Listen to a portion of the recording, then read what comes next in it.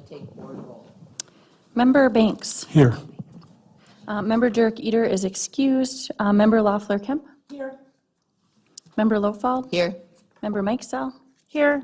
I am here. And Member Williams. Here. Superintendent Magus. Here. Assistant Superintendent Bonds. Present.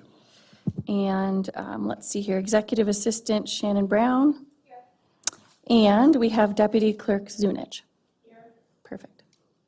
And again, I'm just going to welcome all of us because my mic wasn't on, something that I promised I was going to even remind all of us because I was listening to the policy committee on my way up, and sometimes when you don't have the mic on, then our recording of our board meetings that I know you're going to all go home and watch again because you're going to want to see how your messages came across. So I'll make sure I turn my mic on. But this is the committee of the whole meeting. It's Tuesday, November 19th, and it is 4:40. And I'm going to turn it over to Assistant Superintendent Bonds. Thank you. Well, I am and I'm not. I am going to ask that we make a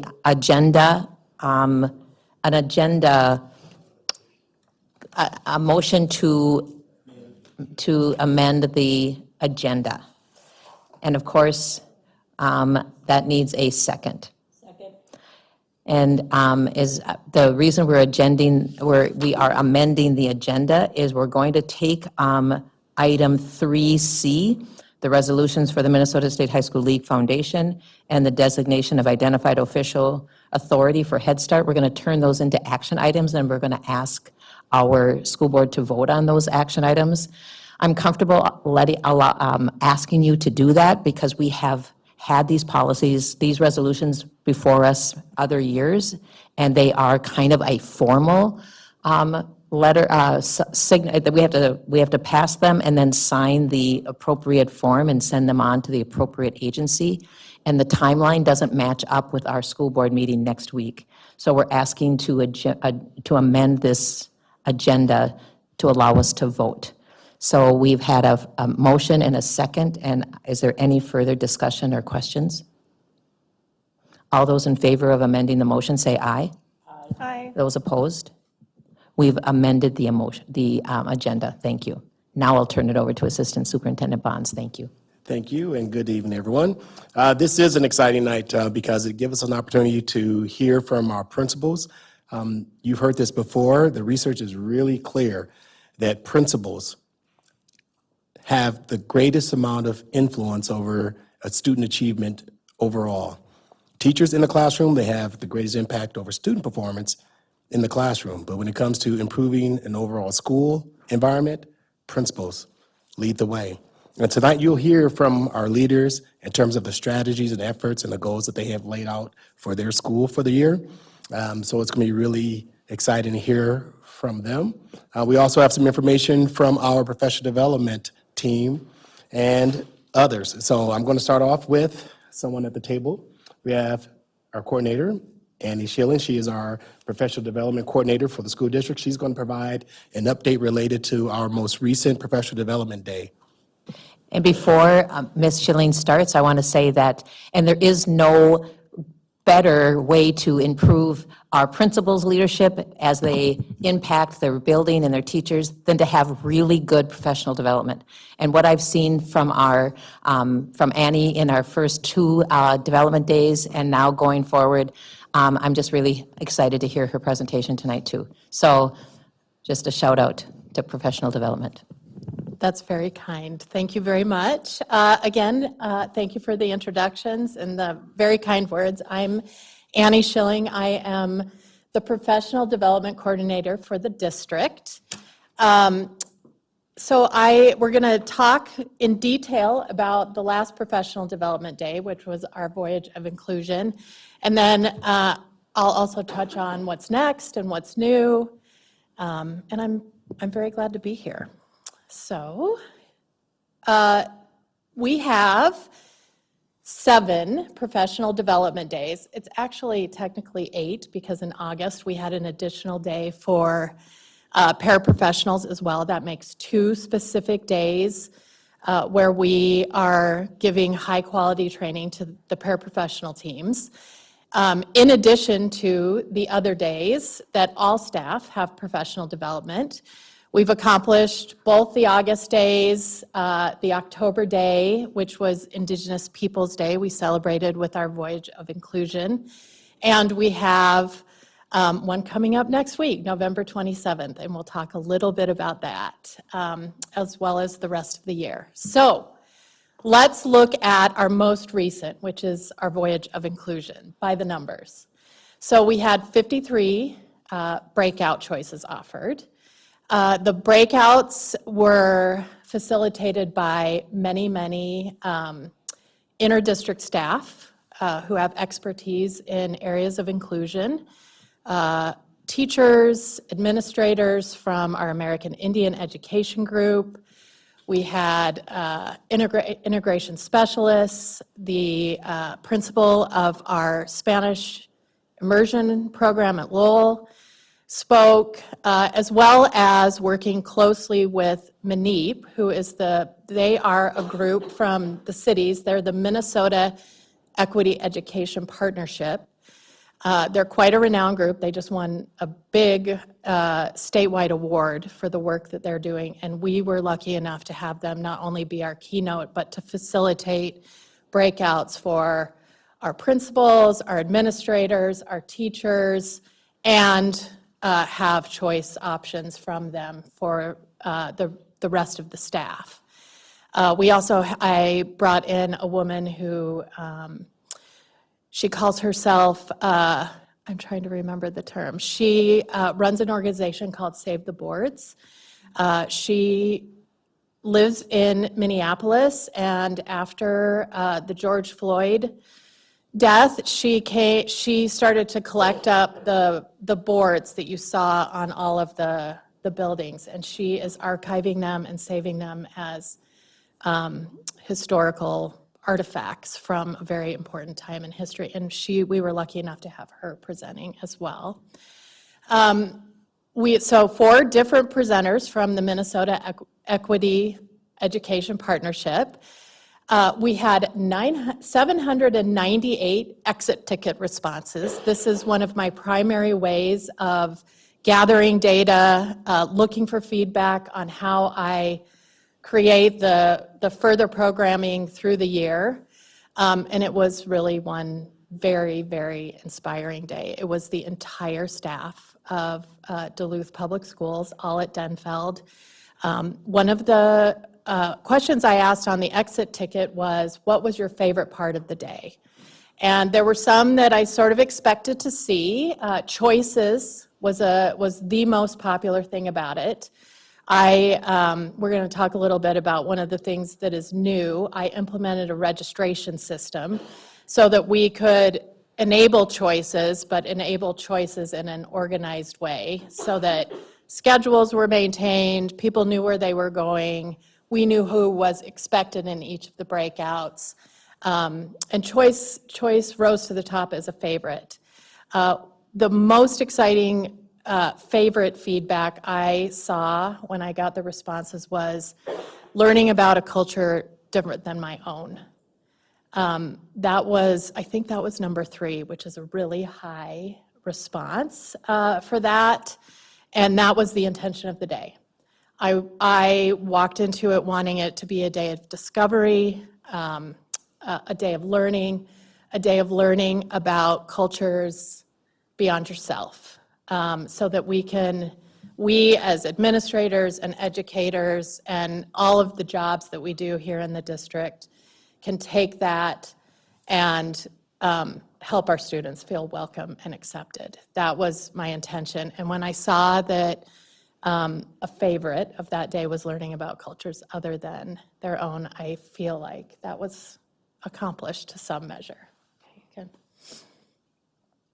Again, the Minnesota Education Equity Partnership, in the linked presentation, I did leave their website if you want to look. We will be moving forward with MNEEP. They are doing 2 breakouts for this upcoming day next week, and they're doing it for free for us because they were also inspired by what we did to celebrate Indigenous Peoples Day. So I am very excited to continue the partnership with them. I have found them to be a wealth of important information and things that we need to learn, all of us. Some pictures, some fun, people engaged, presenters, faces that you'll recognize. It was a great day. Okay, most popular breakouts, the connection between ableism and equity in special education. I think I did include quite a few breakouts on special education. I think that special education is often forgotten as a need for inclusion.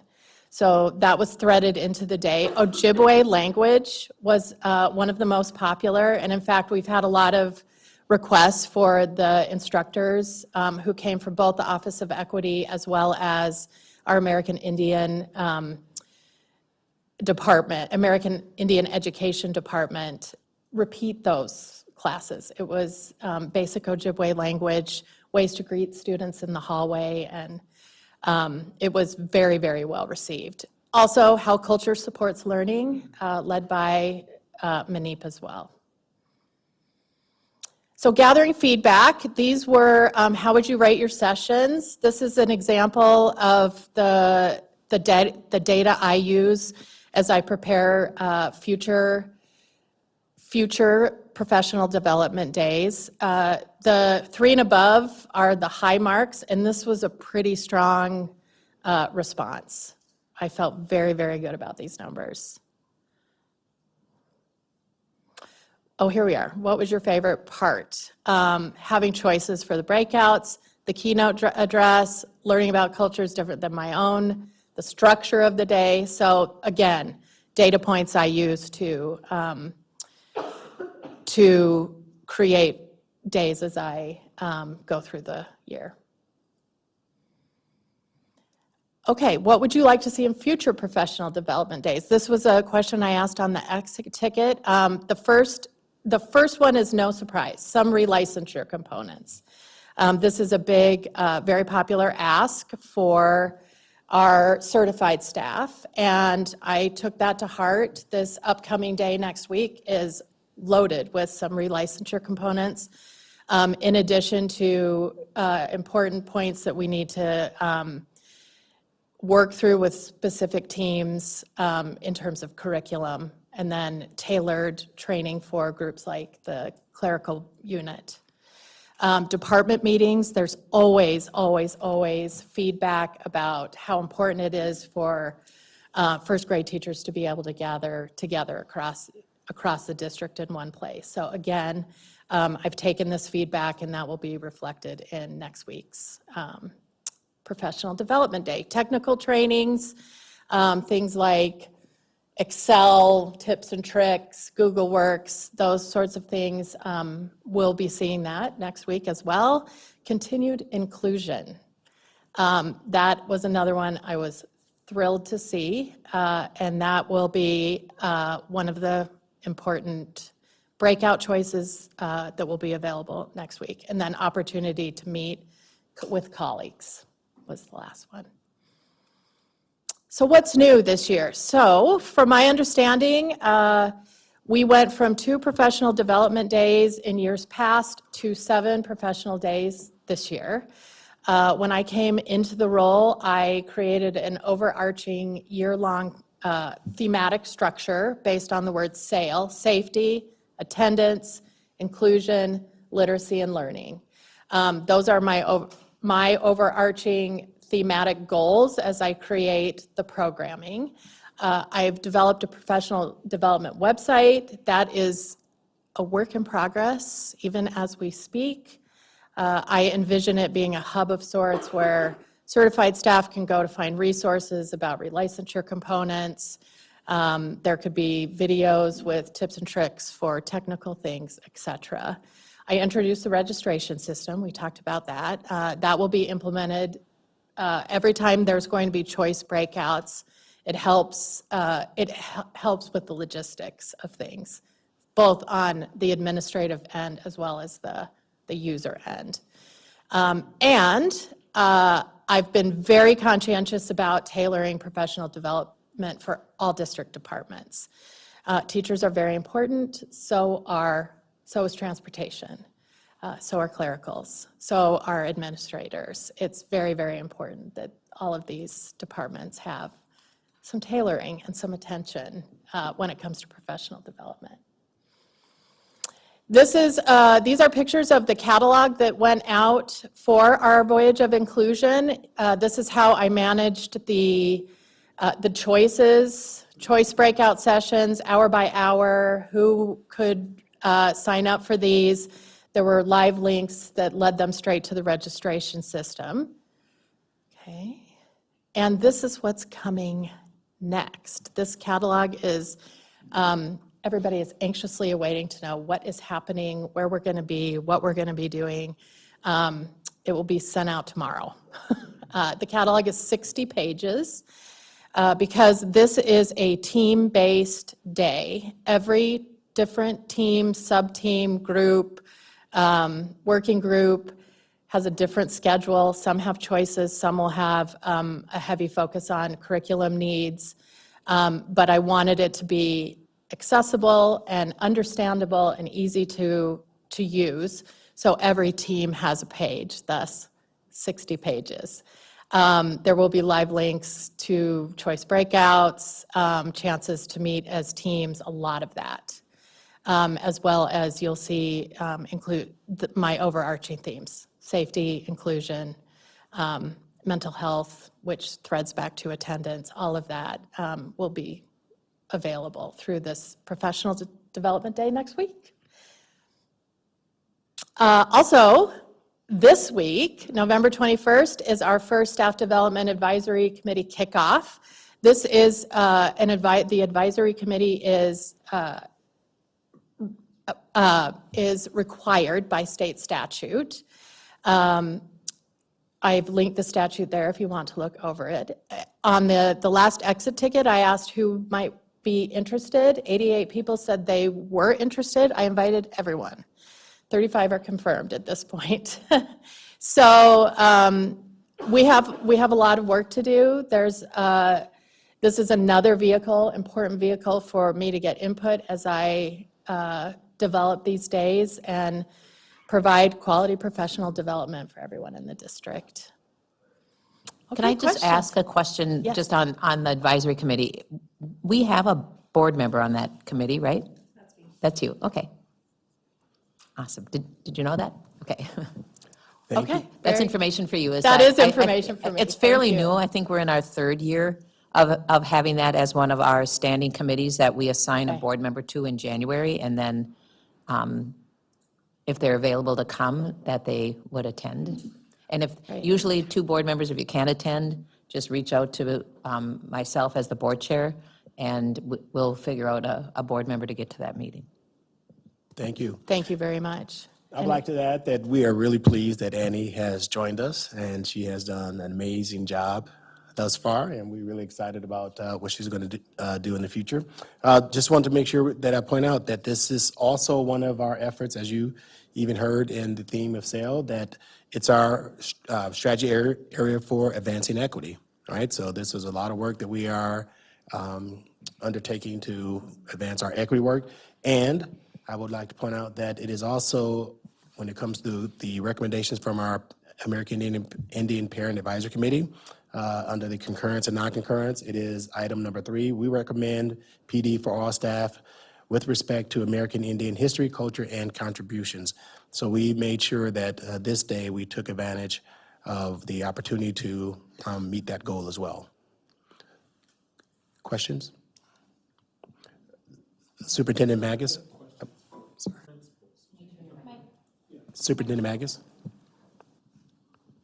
I have actual questions for the principals. Are they coming to speak tonight as well? Okay, I'll wait until then. Thank you. Superintendent Magus? Sure. Actually, you addressed a couple things that I wanted to point out. One was the part about the recommendation for the American Indian Education Group, but also the focus on advancing equity. And I too would like to say thanks for the leadership that you've shown in making sure that our professional learning is worthwhile. As you know, we had a lot of contract negotiations and put a lot of emphasis on making sure that we had professional development time. because if we're going to retool and do things differently, we can't expect people to change if we don't give them the time and support to do so. So I really applaud the work that you have done in coordinating, and also the many, many people that are behind you in lifting the professional learning of our district. Thank you. That actually reminded me that I need to just say one quick thing. There's a lot of people that help get these days to run smoothly. There's one person in particular, Joan Lancourt, who this coming week will be her last professional development day, and I want to just say publicly what an honor it has been to work with her and how much incredible work she does. And that was part of my question too, would be who else rounds out your team for the professional development? I've been in the district too, so I know that Joan is instrumental in making everything work and in the sites days before the development day happens to Yes. check rooms and signage and Yes. hospitality. So, but, you know, of the two, so we've gone from 2 professional development days to 7. There's a couple of things I've observed. I like, this is my personal opinion, I like where we've placed them. Usually they're at breaks that are happening either at the end of a break or the beginning of a break to allow families that extra time. And I hope that families have looked at the school calendar and know that those are opportunities for them without as much disruption if it's somewhere else in the thing. And I'm not sure where it falls, and I'm not looking for answers, but where it falls in the schedules of, you know, the end of the grade periods, whether that's middle school, high school, or in our elementaries.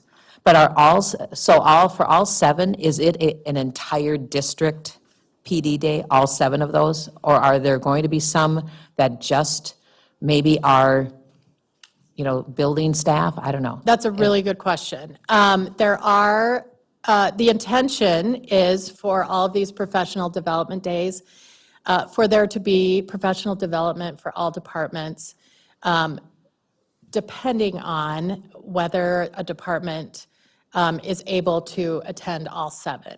I'll give you a really good example. Our maintenance team. So when we have a professional development day, somebody has to be in the buildings to accept deliveries. And so even though most people are out of the buildings, there are important people that are in the buildings. So I have met with the maintenance team, and we have identified 2 different days than this professional development day schedule, and spent quite a bit of time figuring out the ins and the outs and the crazy schedules that we'll have to do in order to facilitate that team getting professional development. So for the most part, the days are for everyone.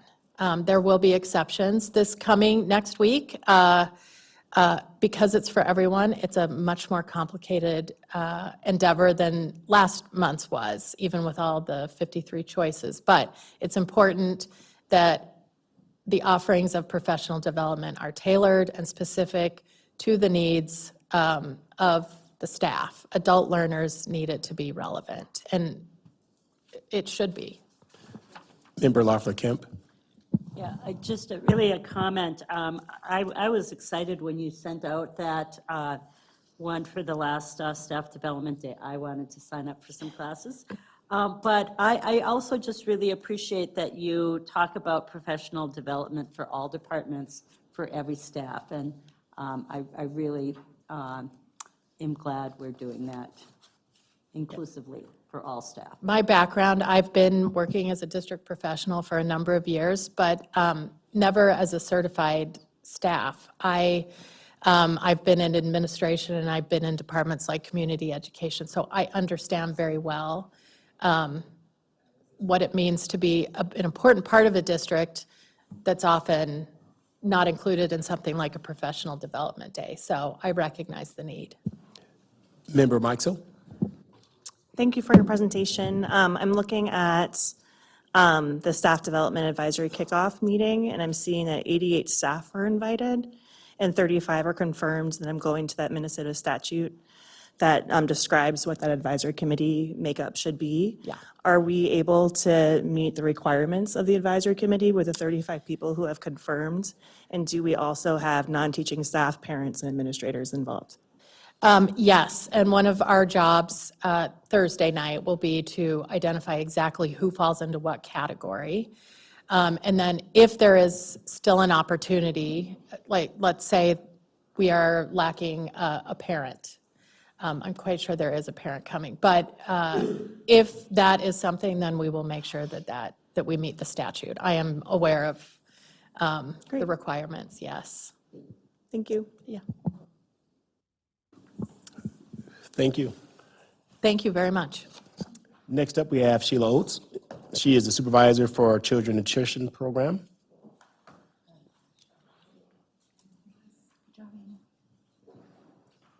Sheila will be providing information related to our summer meals audit results. And it looks like Executive Director Zunic will be joining her. Hello. Hi. Welcome, Sheila. Thank you.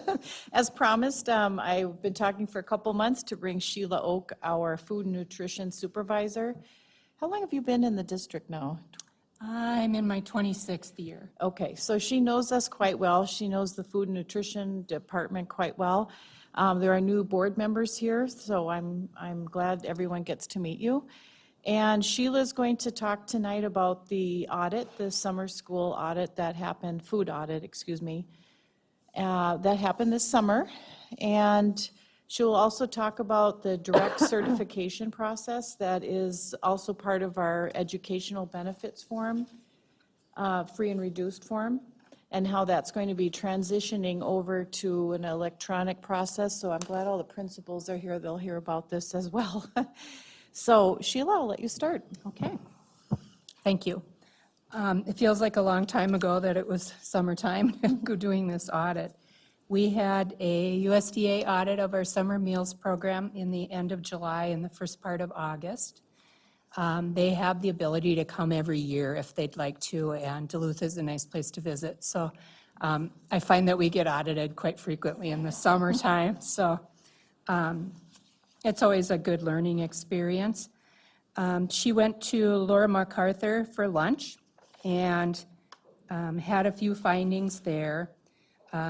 This was the first year that they allowed us to use the school lunch rules for serving sizes during the summertime. Usually they have a different serving size and a whole different meal component, and they allowed us to use either one.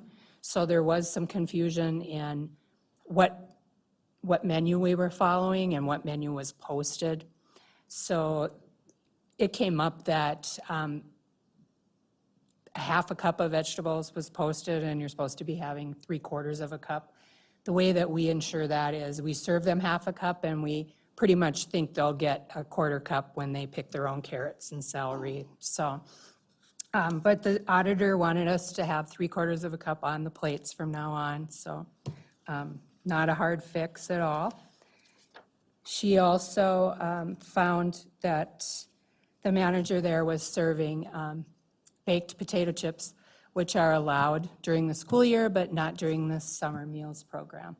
The summer meals program is governed by a USDA strictly. There's no state rulings in it, and the requirements are different. So you can have baked Cheetos, but not baked chips. So again, an easy fix. If they were left over from the summer, but it's a good question. No, no. And what we do with a lot of that stuff is just put it out on our sharing table so it doesn't go to waste, so kids can just grab it for later. Then she went to Rockridge for breakfast. Rockridge is kind of a small, and it's a closed program, and I wasn't really sure why she went there, but she wanted to go there. She had a good meeting with one of our newest managers. And one of the requirements when you're serving students is that you have a tally right next to you. As you serve students, you should be clicking your tally. Rockridge served like maybe 8 kids a day, so the manager was kind of just keeping in her mind she served 2 kids and went over and wrote it down later. And the auditor wanted to see her counting them as she served them, so that came up. She also wanted to make sure that students were taking, during breakfast, you're supposed to take 3 items. Some of the students at Rockridge are a little bit harder to deal with, and instead of fighting with them, the manager just basically let them, if they only wanted 2 things, she let them take 2 things. So I had to retract 5 meals. They were not reimbursable according to the standards. We decided in the future that we would make sure the kids take the right amount. They can put it on a sharing table, just to ensure that we're getting that reimbursement. So really a big learning experience for the manager that was there. She felt horrible because she had these 2 things happen, and I just assured her that that's how we learn. The auditor was very friendly, and it's nice when they conduct themselves in more of a coaching role instead of, punitive. So that's it. Okay, thank you. Do you want to ask any questions now, or would you like her to go on to the next topic? Member Lawful Kemp. Just a quick question. Does every school do a sharing table? Yes, we do.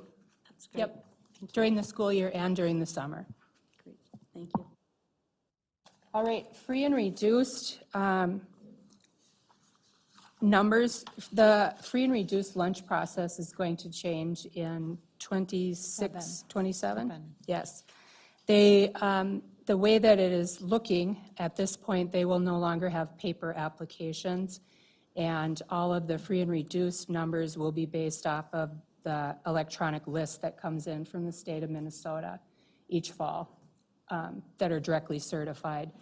Kids that are directly certified are getting other benefits through the state programs, SNAP, MFIB, and they have a way to extend lunch benefits to them too. Now, being that lunch is free universally, we still encourage them to apply so that they can get all of the other benefits that come along with having that form filled out. So right now, if we were going off of just our direct certification students, I have 3,348 kids right now that came in on the direct certification list, and only 701 kids that applied through an application online or paper. We still get a lot of paper applications. So right now, the school district is sitting at 43% free and reduced as a whole, district-wide, which I've seen higher and I've seen lower, but it's kind of in line with the rest of the state. I know that this is a lot of conversation with other directors that this is going to be the new way to determine compensation dollars, and the numbers were really high right after the pandemic. I bet this number was like 5,000. So it's kind of fallen off because more people got benefits throughout the pandemic. So I don't know where this number will be in a couple years as far as the direct certification goes. But that's what their process will be as of right now. That's Okay. Member Sadowski. I'm curious about the number, so there was 3,000 some that were directly certified, right? And then there was about 701 that applied online. Was there any crossover, or are those And I separate? need to make a correction on that. I processed 701 applications. Okay. But out of those, only 182 qualified. Okay. Okay. And do Yes, you and there is crossover. Crossover, Yes. okay. I get applications where people have already been approved through the direct certification process. We mail them out a letter telling them they don't need to apply, that they've already been qualified, and we still get applications, so. Do you think this direct certification process is going to increase the number of free and reduced lunch? Because I know sometimes it's hard to get those forms in. Yeah. I think having the form available online for the last couple of years, I mean, you can do it on your phone, has really, really helped people push that through. Parents are of a technological, that's what they're used to, I don't really think it's going to be that much different than what we're seeing right now. Okay, thank you. Chair Loeffel? Going off of Member Sadowski's question about electronic, whatever. Applications. Applications are, so are there still families in our community that miss that because they don't apply for that electronic ability in other areas? So I'm thinking that if we're getting electronically certified families that qualify for free and reduced lunch in our community, what if they don't do that? I mean, then we have the paper, but what if they don't? Is there a challenge for our families in our communities to get electronically certified applications? So I think that we do a pretty good job of trying to trail those people. I try to run a report. When school first starts, I do it weekly and look at who was free or reduced last year that isn't this year, and have they applied yet? Okay. So we can try to work with principals to, hey, these students haven't applied yet. Okay, I guess I kind of then am not, I'm not on the right frame as you are. I'm thinking that when you said electronically, it's because of some other thing, their tax report, their, Okay.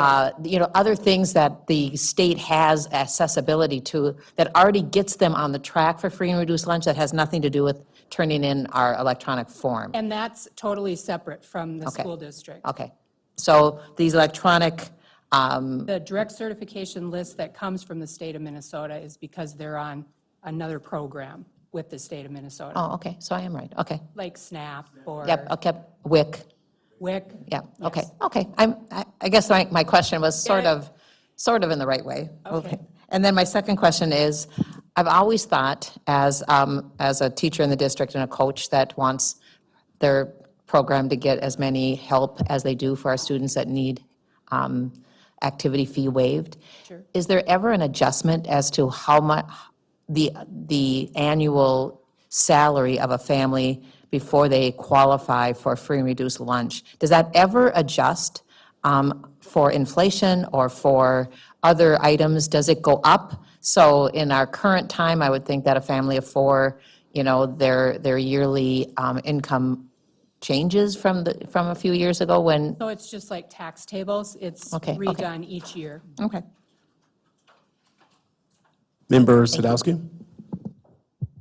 It's okay if you don't know the answer to this, but I know sometimes it takes a little bit to get improved for WIC or SNAP and things like that. So is there any look back? If a family, let's say they applied, October 1st, and they didn't get approved, let's say till November 15th or 30th, yet the district. Try our best to try and do what's Yeah. best for the child. Yep, that's Yeah, good. and look at those individually.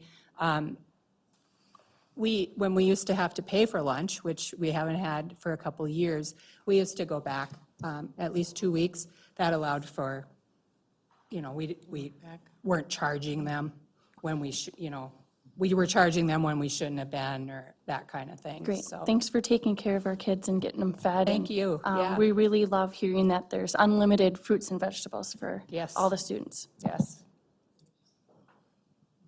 Thank you. thank you. Next up, we have our Director of Elementary Education and our school principals.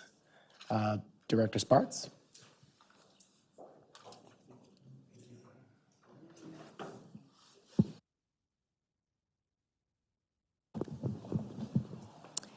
Good evening. I think Shannon, you'll be bringing up the presentation. So I'm going to briefly introduce what we're doing this evening. I am not the star of the show this evening. We have a plethora of people out here that are, so I want to get to that part. When you sat down this evening, I did put something in front of you, so you can use this as a reference. And when we get to that part, I will tell you what that's about. So tonight, you're going to hear from each school about things that they're proud about in their site, and then also their school improvement efforts. Our continuous improvement teams are the main structure that we have in our schools that does address the improvement efforts of the schools. And so we're going to talk a little bit about those. Shannon? When you look at the sheet that I gave you, on one side, you're going to see the elementary learning leadership team structure. And then on the other side, in the yellow, you're going to see the secondary learning leadership team structure. The teams that we're talking about tonight that are mostly driving that school improvement process in the schools has to do, I highlighted them in blue. So the site, the continuous improvement teams. And it's really that site leadership team that has multiple representation in the schools.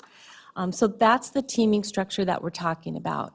And Jen and I had promised that when we do these things, we'd take a learning stance with you, a teaching stance with you. So that's why I'm including a few extra things tonight for you. So if you want to go to the next slide. So just kind of an overview of the continuous improvement teams. Really, their focus is continuous improvement, really looking at the data, looking at all the different structures in their school that support better outcomes for kids, and is it the right thing that they're doing? And then how can they improve this or that, depending upon the school? They're all different. They all have unique student populations and different things that they do for kids. And so really, each of them is going to present how they go about that work, which is completely appropriate. On here, you'll see that basically we have the school board, we have all the district leadership team structures, and then we start with the school, which starts with that continuous improvement team down through our PLCs that we've told you about before. And so really, they're all aligned with the district priorities. In the continuous improvement process, looking at data is a very important part of what they do. Really deciding what are the barriers to better student outcomes and then breaking them down for their school. One important part is ensuring that they're monitoring all of those different pieces that all these teams are supposed to be accomplishing on behalf of the school. So they do that on, actually every other week basis. Twice a month they meet. They provide the leadership and they really guide most of what the school does.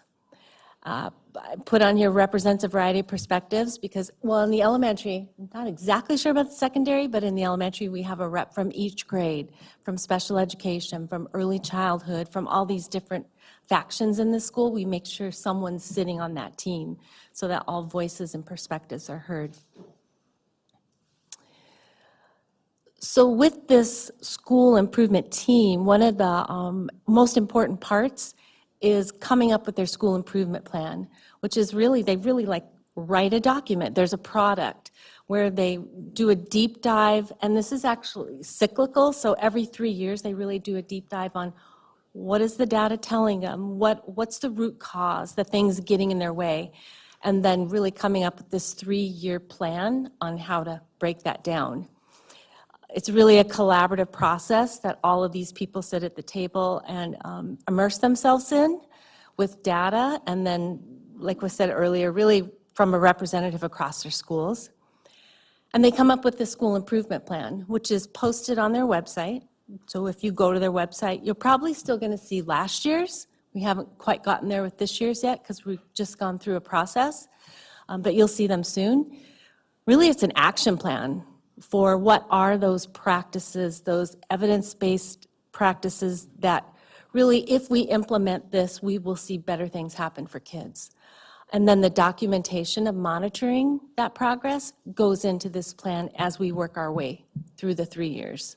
So that's what you're going to be, that's where it comes from, the work that they're going to be sharing with you tonight. And then, like I said, you can find that on their website. Just as a point of reference, the last 2 pages in this presentation, which you don't have to go to, Shannon, but it's really just for you guys. Jen and I did 2 pages of acronyms and defining them for you because they're in here, embedded in here, so we thought we better like put a reference there for you, but they may be talking in terms of acronyms too, but we put them all in here. We might have missed some, which we can expand on as we go if you want us to. So, without further waiting, and if you guys don't have questions, we can just launch ourselves in.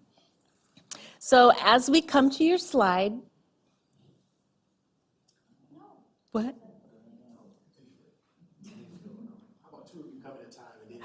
Oh, yeah, yeah. There you go.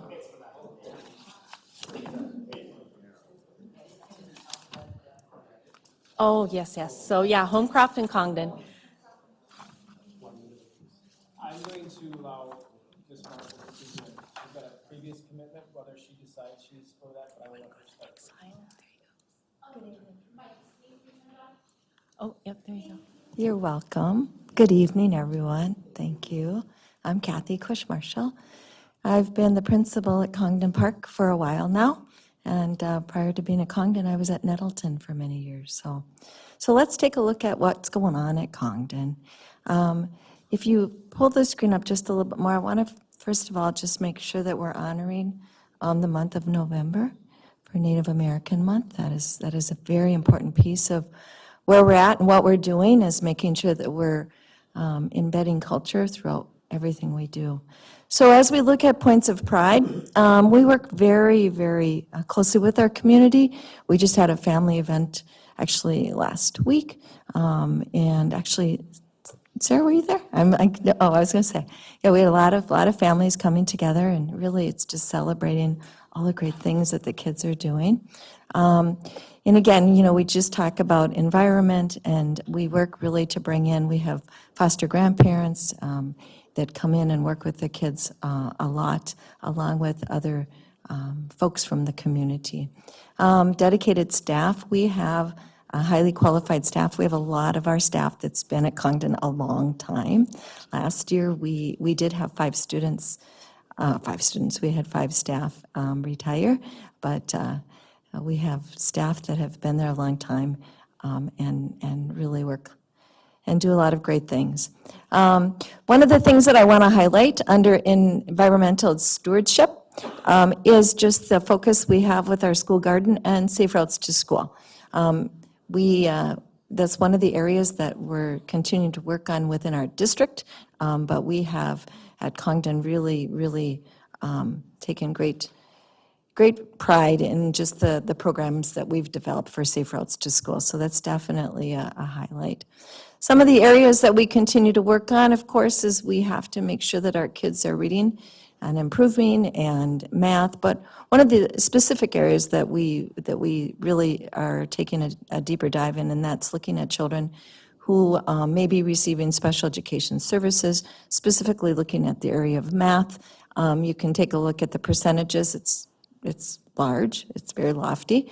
But one of the things that's really nice is when you take a look at the last 2 years, we're moving that needle. We're not there yet, but we're certainly going in the right direction. So lots and lots to celebrate, but that's basically just a quick overview of Congdon Park.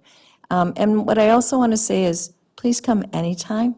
Most of you know that it's really fun when you come and visit our schools, and we would love to have you come in and take a look. Any questions? You're welcome. Member Banks? I was going to try to wait, but, so I need to ask, this is the same question for every principal that's going to come up here. What are you doing specifically for African heritage kids, Native heritage kids with regard to cultural, social, academic tools that are specific to those populations? With regard to our test scores, African American and Native heritage kids have struggled in the district for quite some time. So I'd like to know what kind of tools are your schools using or utilizing to get at the needs of that or those specific demographics. One in particular I always talk about is called vocabulary. I would like to see that in every single school, K through 12, because it is proven to work, and I'm wondering if you use something like that in your school. Thank you.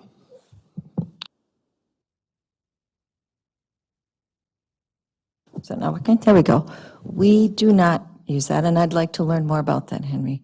The one thing that I will say that we do consistently is we have morning meeting at Congdon every single day, and we do embed cultural sharing weekly. What does that mean? It really depends on, the student and what they would like to share. But we're very intentional with making sure that the student has an opportunity to talk about, if they're comfortable, a little bit more about where, maybe some of the cultural pieces that maybe they aren't always given the opportunity to do that. So we do that oftentimes in morning meeting once a week. But the specific academic piece, I honestly, the curriculum that we're using is the curriculum that we use for all students. So it's not specific, like you're asking about. But that's just, I'm speaking from Congdon.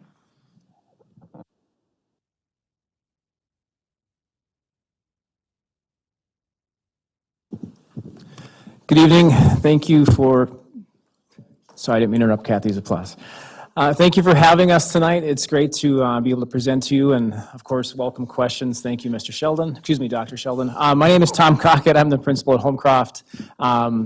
First off, I'd like to thank my colleagues for supporting us tonight and through all the efforts that you're going to hear about. Obviously, Director Sparts for providing us with not only her leadership, but lots and lots of data. She's a spreadsheet queen. And I will be the first to say, and she's going to not like me, her birthday is tomorrow, so happy early birthday, Brenda. Also, I want to recognize my CIT. The leadership team at Homecroft is outstanding. Like Congdon, we have teachers that have been around for a while. We've got a more senior staff, and their leadership, their knowledge is vast, but they also have a lot to learn like we all do. So as far as our information regarding Homecroft, I could talk to you a long, long time, and my colleagues know I'm long-winded, as does a few people here. But I narrowed it down just a few components. We often hear, students are leaving Duluth, there's declining enrollment, we don't have, the same population that we used to. I'm really proud to say that over the past few years, Homecroft has grown by over 60 students, and we continue to grow. And I mentioned that to the board for two reasons. People want to come to our schools. They enjoy being at Homecroft. And also to have you be aware that even though being at Homecroft is like being at home, there's only so many rooms in the house. And we do need to take a look at, space and size because a lot of reasons, and I'll leave it at that. But the good news is Homecroft is growing. We have not seen declining enrollment, and that speaks to our teachers and the care and compassion that they deliver to our kids because people and families want to come there. I was asked earlier, where are they coming from? I don't want to throw any school or other educational entity, under the bus, but private parochial schools, they're transferring in from even some of our local Duluth schools. They're transferring in from some other outside of Duluth public schools, and it's been really positive. And I will get to Member Banks' question towards the end, and I want to recognize that, but I'll just continue on with the points of pride. As far as the continually high achievement, I'm not ever going to hide the fact that our test scores are pretty good, and please know that pretty good isn't great yet. We've still got a lot of room to grow, a lot of room for improvement, and that comes, with a different roll of scores every single year. But I'm really proud of our staff's effort and our students' effort when it comes to how they're achieving, not just on the state tests, but on our monthly, progress monitoring, our benchmark assessments, and even the curriculum-based measures that they have. Our kids value their education. And I could talk a lot about the discussion I had today in grade 5, but we only have a short amount of time. And like I told you already, I am really proud of the staff at Homecroft, but our families and our students, they show up. If we have conferences, 99% or more of our families show up for conferences. If we have a music event or any type of family community event, you will be parking blocks, if not miles away. And that is because if there's something going on at Homecroft, people show up for it. And that's a testament to the support that community has for the school. As far as goals and priorities, and again, we probably all could talk a lot about these things because it's something that we're very passionate about. But obviously, increased reading and math proficiency will always continue to be a goal, whether it's through specific subgroups of students or just, overall grade level, through diving into the standards, taking a look at our teacher clarity practices that we're implementing throughout the district. And to address a little bit of Member Banks' question, not that this ebbs and flows, but I can tell you with all sincerity with the demographic at Homecroft, the achievement gap for American Indian students or African-American students or students of color is not our biggest disparity gap. And while I'm well aware that Homecroft as a school contributes to the larger district, achievement and accomplishment needs, our American Indian students, our African-American students outperform some of our larger demographic of white students. And it's not to say that we're not looking at cultural competency and culturally aware practices in the classroom. Our teachers hear from me all the time, when you walk through the door at Homecroft, you're at home. And we want kids to feel like they belong, regardless of their skin color, regardless of their family demographic. We want them to feel like they belong. And that goes along the lines of what you're saying with regards to, are we seeking those practices beyond African American Heritage Month or Native American Heritage Month? It's not just a 1 month, you get your banner, you get your token month. It's something that we remind them of every day, because what I see at Homecroft with a majority of the population being predominantly white with 94.6%, there's a lot of awareness and cultural acceptance and some, I'll just say, longstanding naive practices that our society needs to continue to be educated on to help make sure that it's a equitable and safe place for all of our kids to feel like they're at home. Yep. And as far as the content question you asked, I would agree with the same thing with Ms. Marshall. That's not something our content and curriculum department has engaged us in yet. I'm glad you brought it up. I will check it out, but I'm not as familiar with it as you might be. And as far as the other two there, you can see people are still, honestly, a little bit COVID scared. And I don't mean to bring up, the past couple of years, but if there's a sniffle at one time, you were going to school. Now, we're staying home for a lot longer than maybe we need to. And that's just an awareness and it's a communication piece. So we want to make sure our consistent attendance goes back up to over 90%. And at the district level, we've implemented a lot of PBAS practices, and so there's a behavior goal there. Homecroft, by and large, has not had massive behaviors, but I can tell you mental health needs are very, very, very real. We see that every day at an alarming rate, beyond what you might be aware of as a board or even the public. And we want to make sure that we're providing support for our kids to make sure that those major office-type behaviors are at a minimum, because if they're not in class, they're not learning. So, any other questions for me from Homecroft before I turn it over to Dr. Sheldon?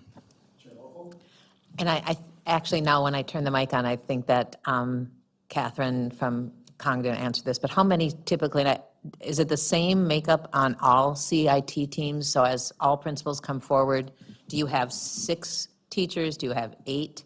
I know they represent, departments, grade level, but does everyone in this presentation tonight have the same number of CIT team members? That's a yes and a no. There are varying components based on levels, and I can't speak for my colleagues, but there's typically, each grade has representation, or at the middle and high school, each content area, there's representation from our specialists, from special education, any entity within the building. We try to make sure they have a space and a place at the CIT table, including parents, which is a harder one to get because Okay. but I know there's different nuances in each building because we all have a vastly different demographic, even though we're part of Duluth. But we try to make sure there's representation from the holistic staff at the table for CIT. Predominantly, are there representation from clerical within your building, maintenance within your building, or is it, no, okay, I see some head shakes. Yeah, Maybe some do, but, Those areas They- within the concept of what CIT is made up of, I don't want to be Isn't- exclusionary, yeah. but they're not it. included in that makeup just because of the purpose of the team. do most teachers stay on your team through the 3-year cycle? Or is there some shifting? Attrition and turnover, I'm sure, is varying from building to building. However, most CIT members, we do have like a renewal cycle. Okay. Most tend to stay on. Some have been on in my entire tenure at Homecroft. Okay. I would say that varies because Are they people. paid? There is a stipend for Okay, CIT, okay. correct. Awesome. Thank you.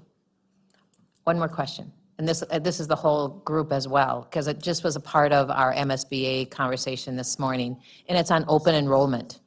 And open enrollment is, is a struggle for some of our school buildings, and others are seeing growth when, others are seeing the need to have more. I know it begs the question about, kind of boundaries or redrawing, but, I believe our district has some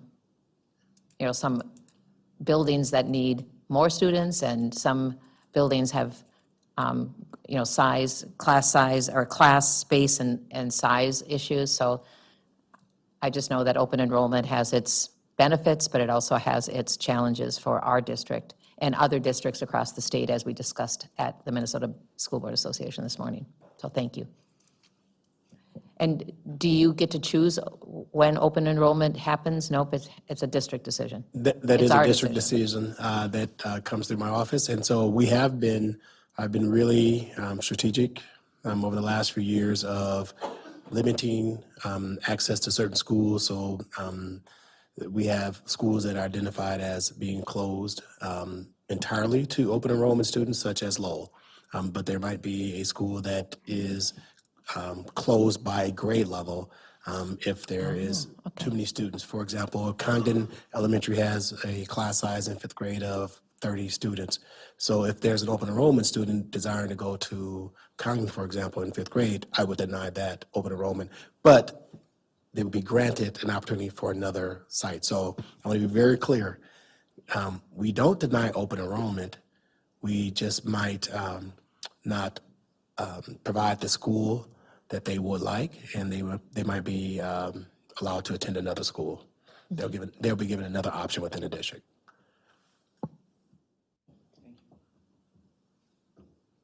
Dr. Sheldon. Well, since Homecroft is very similar to Lakewood, ditto to what Tom said. See how easy that is? 10 seconds. As I sit by Mrs. Cockett right here. A couple things besides that's on this list. Two things that I think are really going strong at Lakewood. Our PTA is really strong right now. 10 years ago when I got there, we probably had 3 or 4 or 5 PTA people at a meeting. Now we have about 12 to 15. We also have many subcommittees now, which is great. Sarah Socha does a great job running as a president out there, and that's really strong. Also, our foundation is going pretty strong. Our foundation, Lakewood Foundation, we do 3 different things out there. We give scholarships away at the end of the year. We also give teachers some classroom money and they have to write for grants a little bit too there. But there's some money for them. And then it also runs our preschool, which is full and has a waiting list right now. So the Pride thing's up there. Last year we had our best reading scores that we've had in 12 years. That was very nice. We've also had an increase of enrollment out there. The MTSS process is stronger, but we're still trying to improve that. We have reading interventionists, math interventionists that we didn't have 10 years ago. We had a half-time resource room teacher, now we have a full-time. And so there's just been some added nice pieces out there that have been able to help that process. Like I just talked about, Grace staff and community supports, and overall positive in our climate surveys. Goals, chronic attendance, like Tom kind of talked about. So we have probably 20% of our kids who miss 10 days or more. So we're really trying to work on that to get that better, up to the 90 percentile.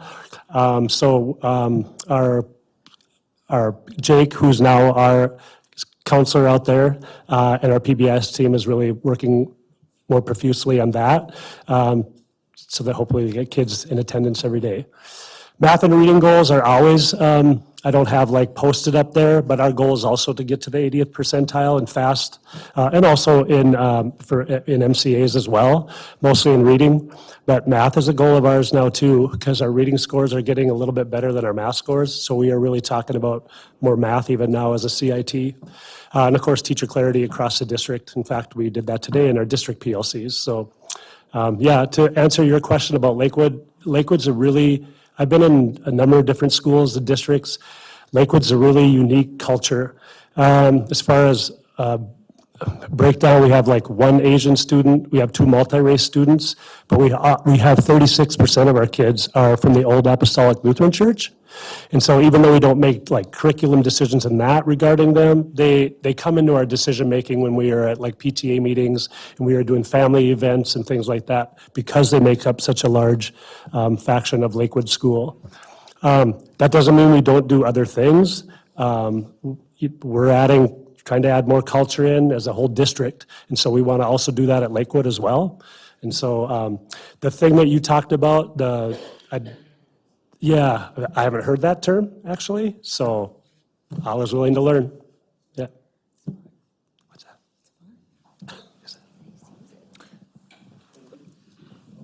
Superintendent Magus? Just thinking about, Dr. Sheldon also has the role of being our title coordinator for the district as well. That's part of the responsibilities. So some of the work he does related to equity and closing achievement gaps is also done through that lens of that federal funding oversight that he has. Yeah, work with a lot of the people right back here, the principals, mostly with federal programs. We do Title II, that's some professional development, so we work with Annie some, but that money is being more and more restricted as we move along. That's partially why we moved Title IV into Title I this year, transferred Title IV into Title I. We also have a little bit of Title III money, but that's very little. It's like $12,000, and $6,000 of that goes to us, and $6,000 goes to Marshall, because they have a big EL population there. Yeah, and most of our Title I is spent on interventionists at many of the schools you see back here, so.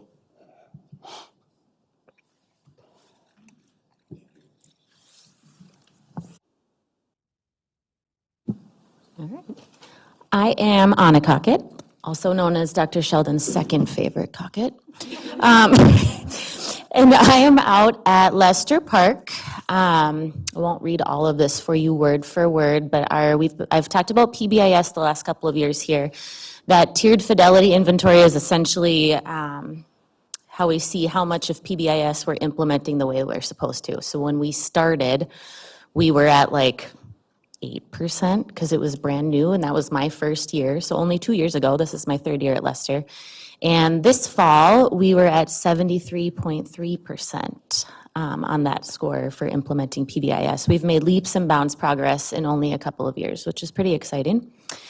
I've got some notes on there about our additions to early reading instruction. Some of them are teacher practice and some of them are district resources. And we are seeing, especially in our younger grades, where we've got some new resources we've had for a couple of years now, some really good gains. You can see the percentages up there. And the last one is one that my CIT really wanted me to share with you. They were excited that the majority of our staff already enrolled in that first round of letters training, including the upper grades who didn't technically have to start yet. And what's really cool is that they're doing it very much as a team. So they're planning which night they're going to go together.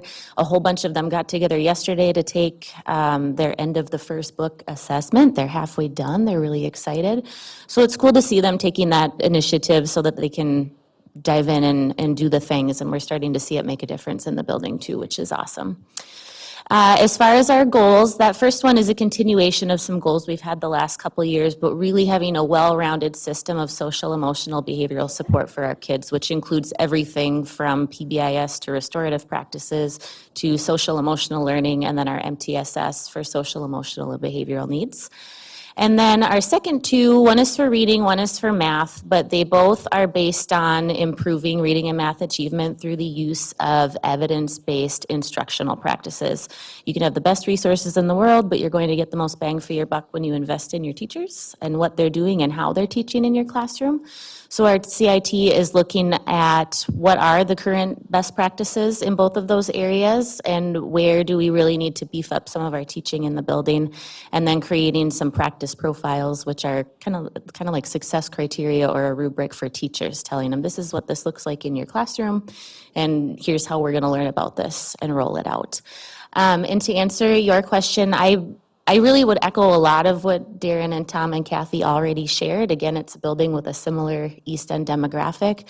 The other piece in my building that is another thing I'm really proud about, I have phenomenal teachers in my building, some of the best teaching I've ever seen in all the districts I've been in, who are really hungry and eager to learn more about this, to do right by their students, and to make sure that every student is feeling seen and heard and represented in everything that they do.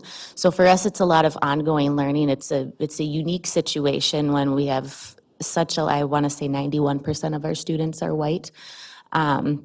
So almost more emphasis for us on how can we make sure that every student feels at home and like they belong, like Tom said, and they're part of our community and they see themselves in what we learn and do every day.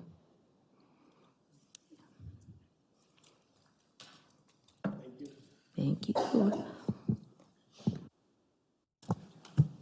Hello, I'm Carrie Thompson. I'm the principal at Laura Mack, and I have been the principal at Laura Mack for 60 days. Like, so I wish that I could speak as freely about all of the demographic things and the thing, that my colleagues have already shared about their building. But Laura Mack is an incredible building, and I am so very proud. I have lots and lots of exciting things that I could brag about in terms of where we're at. So I'm going to start with our points of pride. One of the biggest things that I think I'm the most proud of about being at Laura Mack is there is a real feel of community when you enter our space. The teachers work incredibly well together. And this fall, when we did our climate survey, that came out with 94% of our staff believing that we have strong staff connections. So that felt really good because you can feel it in our building, and definitely recognize that we have a tough demographic in Laura Mack, and our staff really bond together to support our students and problem solve all of the things that are coming at us. When we're looking at our data that Brenda has shared out from last spring and the MCA data, we really have closed the achievement gap in several areas. When we look at like the free and reduced meals program and our benefits eligible students, we closed the gap in both reading and math from 23 to 24 by double-digit percentage points, so that felt really good. And in between our special ed and non-special ed students, we closed that gap by double digits as well, from 23 to 24. So there's still work to do for sure, but we're moving in the right direction, and our teachers are feeling that momentum, and so that is a celebration. In terms of where we're going this year and some of the priorities for us, we are working on, we set a goal around fast bridge testing this year rather than looking at MCA data, and we are looking to have every student in our building make moderate, typical, or aggressive growth when we measure fall to spring. And the real advantage of that is that we can use our winter benchmark to see, are there students that we're missing? Is what we're doing working? Kind of where are we at mid-year? And that feels like coming up, we feel excited about being able to see, are our students making growth, and are we doing the right things, or do we need to change course and support others. We're also focusing hard on our Tier 1 core instruction and the teacher clarity across the district, so that's a big piece of what we're working on in order to get those gains in literacy and improving our attendance rates. Right now, we're really focusing on the communication between home and school around attendance, and so we're hoping that by making families more aware of where they stand, communicating more when students are unexcused, and trying to get some feedback as to why they're out, will help us improve our rates. So that's kind of our plan. In terms of your question about what we're specifically doing, right now I'm relying heavily on our integration specialists to support our students and to help us move in that direction. There are so many things, this is not an excuse, but there are so many things right now to learn about the principalship and being in Duluth and Laura Mack that I don't have a real solid response in terms of what are we specifically doing. But our integration specialists put out information. They put out cultural connection lessons that are being taught in our classrooms. And the demographic piece is something that we've talked a lot about bringing back to our staff to look specifically, especially at our winter benchmark, where are our different demographics standing and what do we need to do to work in that direction. So. Member Williams? Hi, welcome to the district. And I was just wondering if it is okay with everyone if we can get a quick just introduction to you. Sure. Like, would you like to tell us a little bit about yourself and your background, just briefly? Sure. So I've spent the last 20 years in Superior, both as a teacher at the elementary and middle level, and then as an assistant principal at the middle school. So I was an assistant principal at the middle school for the last 5 years. So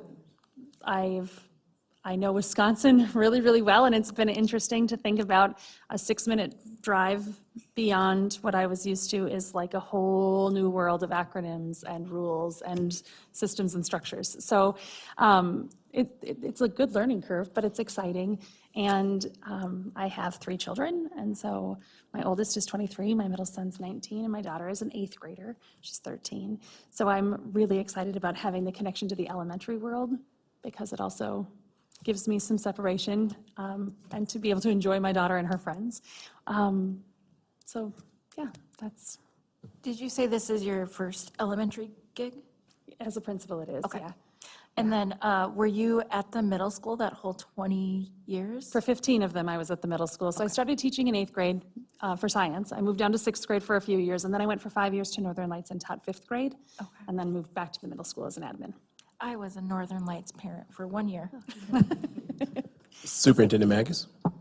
Thank you. And actually, your question is a good segue because when I look out at our principals, I am so proud of you collectively and individually. And when I think about just the range and scope of experiences that you have, and also when I was counting like how many people are new since I've been here, how many are new this year, but we also have some principals that have had many years of experience here who have been great resources too. So there's this continuum of leadership and thoughtfulness and care and instructional support for our students that I think is really important.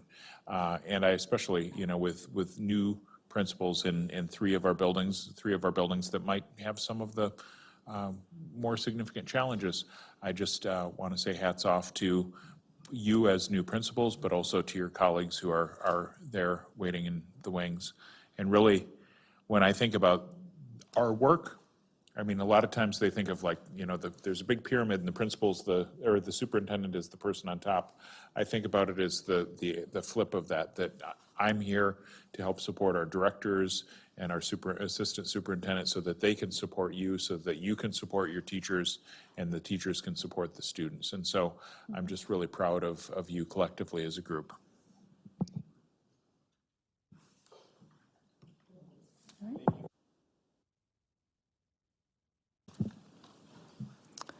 Good evening. Eve Hessler, I'm the principal at Lowell Elementary. I believe we are currently at 637 students. And so we have little successes every day when we get 400 of them transitioned after lunch and recess down one hallway. And then you throw an indoor recess and that's just a whole other thing. But at Lowell, we have 3 programs. We have English, Spanish, or the Nueva Visión Spanish program and the Misabe Kang Ojibwe immersion program. And I feel pretty confident in saying I think I have the most diverse staff in the district, and I think that very much helps validate a lot of our students, and there's a lot of learning across the programs. There's teaming. Like I think all students at Lowell get to hear 3 different languages every single day. So that's a very cool thing. Points of pride, I do want to point out that we have changed parent pickup and drop-off. You have probably heard about it on the news, and it is going very well, and I think our timing is down to about what we had when it was in the front, so that feels very good. And that is just from an amazing staff who's out there every day, pretty much going like this.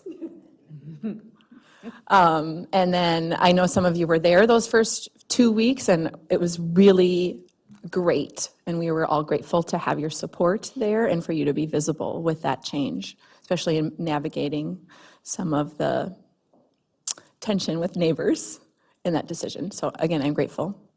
We have been focusing on a behavior kind of tier 2 intervention, and for our students involved in it, their office referrals have dropped by 75 to 100%. For 80% of those kids involved. And that's just the power of having somebody give you like a goal, almost like a guiding star every morning, and then your teacher checking in and having you reflect on how you're doing at that goal, and then giving you a Skittle at the end of the day. Well, sometimes that's all they need is just that little bit of motivation. A Skittle is yummy. That's a sugar-free Skittle, for the record. Oh, yeah, hopefully Sheila left. Okay. Another point of pride is our CIT has 2 practice profiles that we are going to do walkthroughs and data collection this year. We've already done 1, and the next one will come out in January. And I feel really good about how my staff has embraced the functional morphology, which is, a way that we are helping all of our students, all of our Black, Brown, American Indian students better access vocabulary and really be able to learn, what that is, or the roots of words throughout all of the subjects. And I feel extra proud that some of our immersion teachers are totally teaching in English and they're totally okay with it. That was a big mind shift. As for our school improvement goals and priorities, we are in the monitoring stage with our check-in, check-out program, and that's what I described as our behavior intervention, and that the goal of that is to, reduce disruptions in the classroom, which supports all learning for all kids, and also to reduce the time that students are coming out of the classroom, because as someone else said, if they're not in the classroom, they're not there to learn. And so that program is having a lot of success, and it's in its monitoring stages, and we're almost at our fidelity, and already thinking about, okay, what's the next step that we can add to our behavior supports at Lowell? Another school goal we have is that teacher clarity rooted in the Minnesota standards. We did 30 walkthroughs about 2 weeks ago and had some really interesting data, and just trying to make our teaching clear to all of our students, because if it's clear to them, it's probably a clear and good lesson. And then also hopefully hitting the rigor of the standards, which is, again, what we want all of our students to have, those high expectations. And then lastly, in January, we will be rolling out an explicit instruction vocabulary routine specifically during our math block, because one of our working hypotheses is that when the students are taking the MCAs, they might not be able to understand or might not know some of the vocabulary within the math standards. And so we have made math lists for each grade level based on vocabulary from the standards, and we have a routine we're going to walk around and look for starting in January. So that's Lowell. Member Williams? Hi. Hi. I believe since I started on the board, both immersion programs have new leadership. So I was wondering if you could talk a little bit about those transitions and how things are going in both programs. Yes, I am very grateful to have both Gabby Tice for Nueva Visión and Akuyashi, Doreen Skinaway for Misabe Kong. They are still in their first 3 months of these programs, but I can feel the support, and I'm assuming if I can feel it, their teams can really feel it. I also enjoy seeing the two of them collaborate, and I think good things are going to happen with them. Yeah, I'm just really grateful to have that extra support.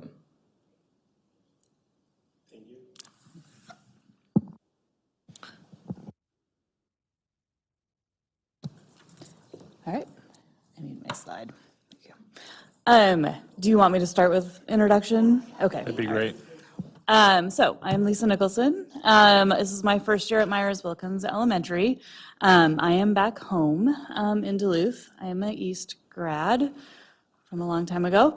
So I was here.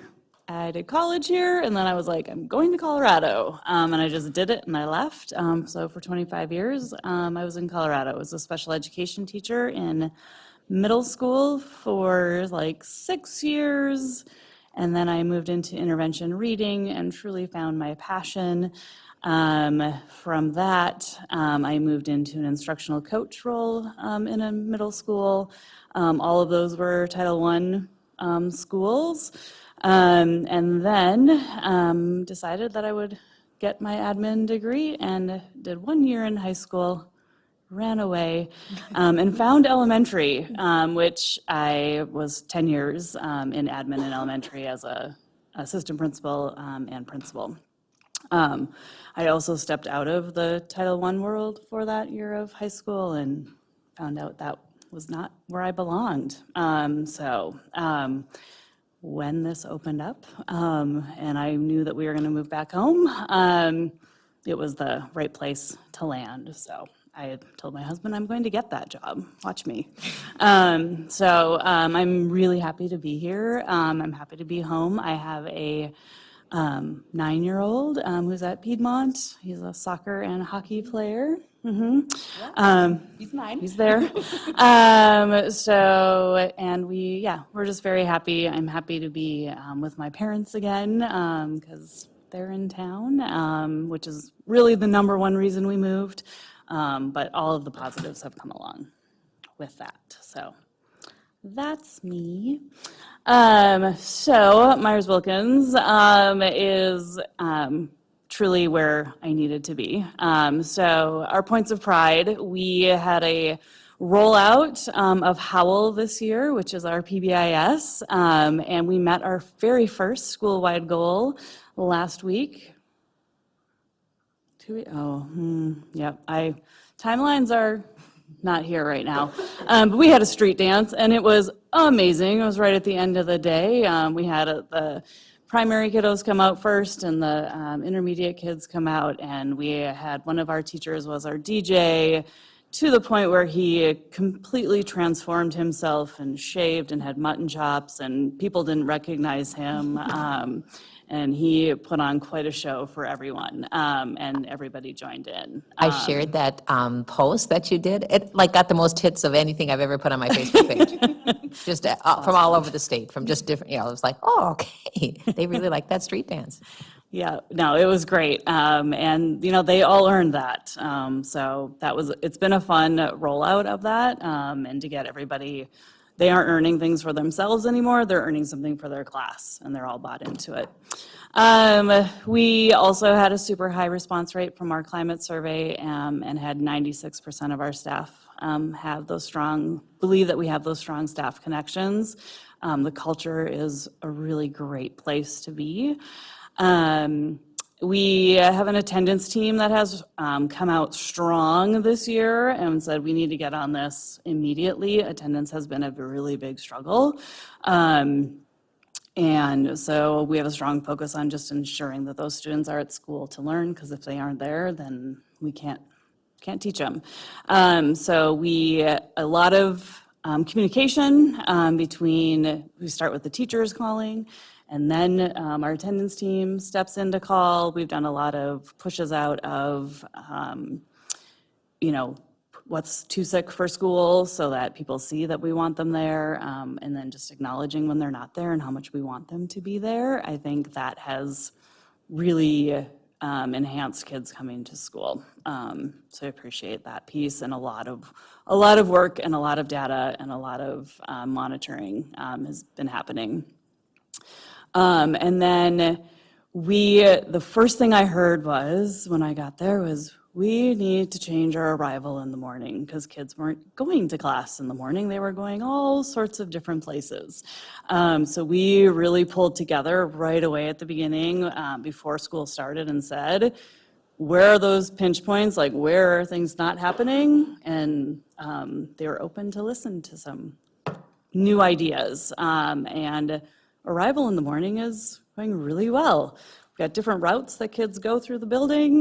There's people that greet them. There's people that stop them and say, not your way, and guide them to go in the right way. So that has felt really good in the morning. We're ready to start maybe moving some of those more universal procedures throughout the rest of the day in some other areas, and we'll get there. But we needed to have a place to start first.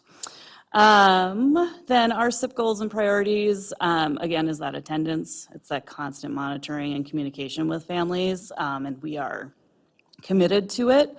And then increasing our math and reading proficiency for all of our students and those subgroups, again, through the UFLI, functional morphology, and our other one is around math talks, and thinking about that vocabulary piece. I'm gonna go lean on Eve a little bit about that.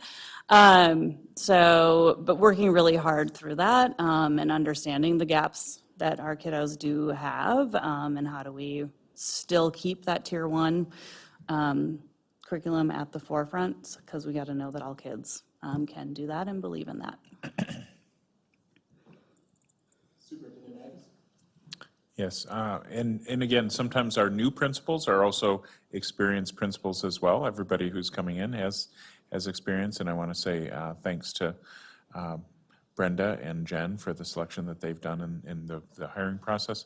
But I think one just sort of exemplar moment that was very unexpected was when we had the incident with the vehicle going into the gymnasium, and having somebody who it wasn't their first rodeo and was able to really deal with things in a very, very highly effective way was very, very important for us and very important for the families. In addition to there's instructional leadership, and then there's sometimes the leadership that is thrown at you, sometimes quite literally. And thank you for the work that you've done. Quite literally. Just to note that there is another Friday, the 13th, coming in December. I'm well aware. I am well aware. Thank you. Yep. Thank you. Thank you.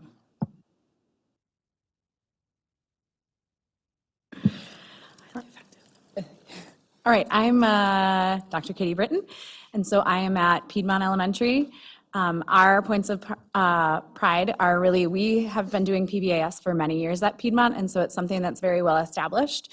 I know when people hear about it and what we have been doing, they're really excited. We've had a couple of different celebrations that are school-wide, some bingo, which really helps with our student culture, and then we are looking forward to, I know a while ago, we had some really cool things at Piedmont that we're hoping to bring back, partnering with our PTA, and so more to come on that, hopefully. Our community is really amazing, staff, families, and students. Many of those overlap in our building because we are really fortunate to have many staff members that are also parents in our building, and that's something that we're really proud of, and that it makes me really happy to see that our teachers are really proud of the building they're in and want their kids to come to school there. Finally, a point of pride for us is that we have a partnership with UMD. We're in the third year of that, and so that has changed and grown over the years, but for the main parts, it's having particularly their Block 1 students partnering with us and learning from our teachers, so that's a really incredible way for those staff to get to talk to students and really make an impact on our future teachers, which we have several staff that have done that in the past. In the spring, we did some of this last year, but in the spring, we'll be adding back in, they'll be working individually with students to give some extra support to some of our students who are struggling throughout the building, with particularly in the area of reading. And then our SIP goals sound very familiar to some of the others, but we also are implementing teacher clarity and ensuring that we have a deeper understanding of the Minnesota academic standards. That was something that was a goal for us starting last year, and so I wasn't here last year, but I'm really excited to be able to partner and move that work forward, really understanding what does teacher clarity look like and what are we expecting. We had a really great conversation actually yesterday at our CIT meeting, just talking about what do we expect to hear from students, and that probably looks different from a kindergartner than a fifth grader. So kind of talking through what that could look like. Something that we are continuing to make a priority, like I said, we've had PBIS for a really long time, but we want to continue to monitor that and then really get a consistent idea around what is our behavior and our numbers in the building.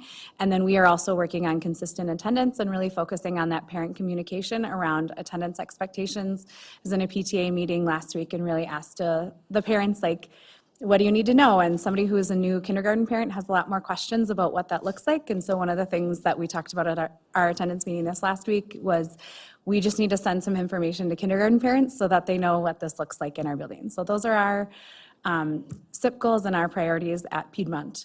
Do you also want me to tell you a little bit about myself? I feel a little weird because some of you, I was going to say, I don't, but yes, you should. I was previously in the district, so I am back. I also spent the last 2 years in Superior, Wisconsin, working with Carrie as an assistant principal at Superior Middle School. That was a very sad day for our principal when we both left. I think that Brenda, you had to call him and say, hey, I really like 2 of these people. So I'm really excited to be here with Carrie. And then prior to that, I was at Lincoln Park Middle School for 7 years. So I also have spent quite a bit of time in our West End schools. And prior to that, I was at Holy Rosary. So I've spent most of my career at middle school. I have 1 year at the elementary level, but I am very excited to be back at elementary. I graduated from UMD and never left. My husband is an East grad, so he's very much dedicated to the piece that piece of things, and we have our own, I think we have some differing opinions about this, which schools are the best, but that's just from my history and getting the great opportunity to work in some of our West End schools. So that's a very brief, a little bit about me. Superintendent Magus, then Member Banks. Sure. And I, again, with the other new principals, there are many, many things that you're doing well. I think the strength of Piedmont and some of the diverse programming we have, thinking about that UMD partnership. And I also know that you've been dealing with some students that have really particularly acute challenges, and you've gone way above and beyond, and you're partnering with our special ed department to find solutions to those challenges and make sure that every student is feeling welcome and that they know that the team is working to meet their needs. I just want to say thank you for your leadership, and sometimes people go away to Colorado and some people just go over the bridge to Wisconsin for a while, but we're glad to have you. Yeah. So can you respond to my question? Yes, I wasn't sure because we got the chance to talk last Yes, week. So I was yes, like, do you we want me did. to just respond to everyone? So yeah, some of the things, we also have an integration specialist and we have a Native American Indian advocate in our building. So those both help us partner with some of those, with many of our students and many of our families in our building of color and we also recognize that it's an area of growth for us. I know when Member Banks was in our building last week, I was sharing that we recognize as a staff we do not match the diversity that is in our school, and so that's always something we're working to improve on, and I know that's something we're working as a district to improve on. But we have a couple of people in our building that really support those items, and then we also, I think coming up in this next month, our Native American Family Liaison set up for us to have a partnership. I believe they're coming into the gym to do some work and just share some culturally relevant items with some of our students, and that's related to Native American education. And then I know with your regard to vocabulary, I have not used the whole programming, but as a middle school teacher, when I was working at Lincoln, I used several of the videos because I needed something that looked different and worked well with my students. So I have used that piece of it personally, but we haven't integrated it here at Piedmont. But that's the piece that I have had familiarity as a teacher. Thank you. Yep.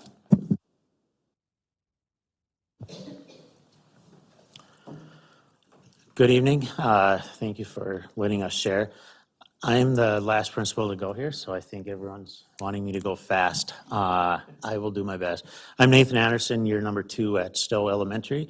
And I just, I have a lot of pride for Stowe Elementary. It's been a real great full year for me there. Just a couple points of pride you'll hear, and then our priorities a lot similar to some of the other schools for our goals and priorities since we're aligned with district initiatives. But some of our points of pride are, last year we rolled out our PBIS. That was our first year, and it went really well. We have our PAWS expectations. And if you've been to our school lately, you'll see that our signage and our branding of our expectations and whatnot throughout the building look amazing. That's a really proud point of our staff. Our CIT just met last week, and we kind of fine-tune some of this too. So this is coming from our team that they're proud of. One of our biggest accomplishments last year, our attendance improved 16% within 1 year. So that was a huge point of pride. 2022 and 2023 school year, we were only at 52% consistent attendance. That's not great, but we improved to 68% last year. So that, I don't want to tell it, but I think district-wide, that was one of the biggest improvements for our attendance, so we're super proud of that. And we even did we're doing a continual dipstick check, and we're above 80% right now. So if we can keep that trend going, we'll be super pleased. Our CIT is really refocused, our lens on looking at data, making improvements in that way. We have an SEB, social emotional behavioral specialist, and last year was our first time in years, I think, where we had a full-time social worker, which has been an added bonus. Not only a bonus, I would almost add a necessary element we're trending really, we have over 70% free and reduced population right now. Our last data points show that we are at 38% special education students in our school, which is significant too. So having that extra support there has been really impactful. Despite our demographics at Stowe, we have amazing parent involvement. Parents show up. and we love that about our school. 2 points of pride that I never got on the slide, but we have an amazing PTA that has kind of resurrected itself in the last 2 years. And I know Jill has been out helping with them quite a bit. She's been serving donuts at our Peacemaker assemblies and whatnot. And then also, historically, looking back 20, 30 years ago, Stowe was really an environmental education school. It's kind of faded away a little bit. We're trying to get that back into becoming more environmental focused. And we have a core of 8 teachers right now in an environmental education cohort through Hamline University. Really intensive, so that's really exciting, and we're hoping that that will spread amongst our other staff. So some of our goals are a lot similar with the other schools. One thing we're restructuring is our WIN time. And we have 2 grade levels, K and 5th, where we're super excited. We had a lot of district folks out in our building on Friday, just watching how that works. We have all hands on deck going into the classrooms during WIN. We have our classroom teachers, special education teachers, and all our interventionists all going in and grouping the kids according to truly what they need and dividing and conquering. So we aren't separating SPED kids only, separating title from that. It's all, we have special ed teachers doing incidental instruction with non-SPED kids and vice versa. It's really, really, really cool. We're proud of that. And we're going to continue teaming with our county and community resources, which our attendance team last year really focused on a lot, and we had good results, so just we'll build on that. That is it. Any questions? You have a peace assembly coming up this week, is that Yes, correct? Thursday. Ask Mr. Magus when it is. I know that it was not this morning because I started my day bright and early at Stowe, which is a little ways away, and walked in, was very excited about our peace assembly. I didn't get to see the peace assembly, but I did get to see some students working on some U-Fly lessons, and the teachers were really excited, and just saw some really, really solid learning. And I think that that the focus of Stowe has been becoming stronger and stronger, and I appreciate your leadership. I know I haven't commented on each individual principal, but we're all very grateful for your work there too. So the assembly is actually this Thursday, not today. And that's been on the school board's invite. I was going to wait till the end of presentations, but the school board has made quite an intentional commitment to get into schools. It started last January, and we have a spreadsheet, and we kind of take a look at the schools we visited when and try to make sure we're seeing all, not just schools, but our residential sites, our preschool, our after-school DASH program is on our list for after the new year. So, just I know you guys all say that we can come anytime, and we do. We often get into buildings for lots of things, concerts, plays, parent-teacher conferences, grandma pickup of grandchildren, all of that stuff. But these are more intentional, and we also represent the entire board. Some board members can't make it because some are not retired, imagine that. But we do have a tour. We can be present at the Peace Assembly, and there's a tour of the building afterwards as well with Mr. Anderson. And I think I'm bringing donuts, but I have to check with the PTA.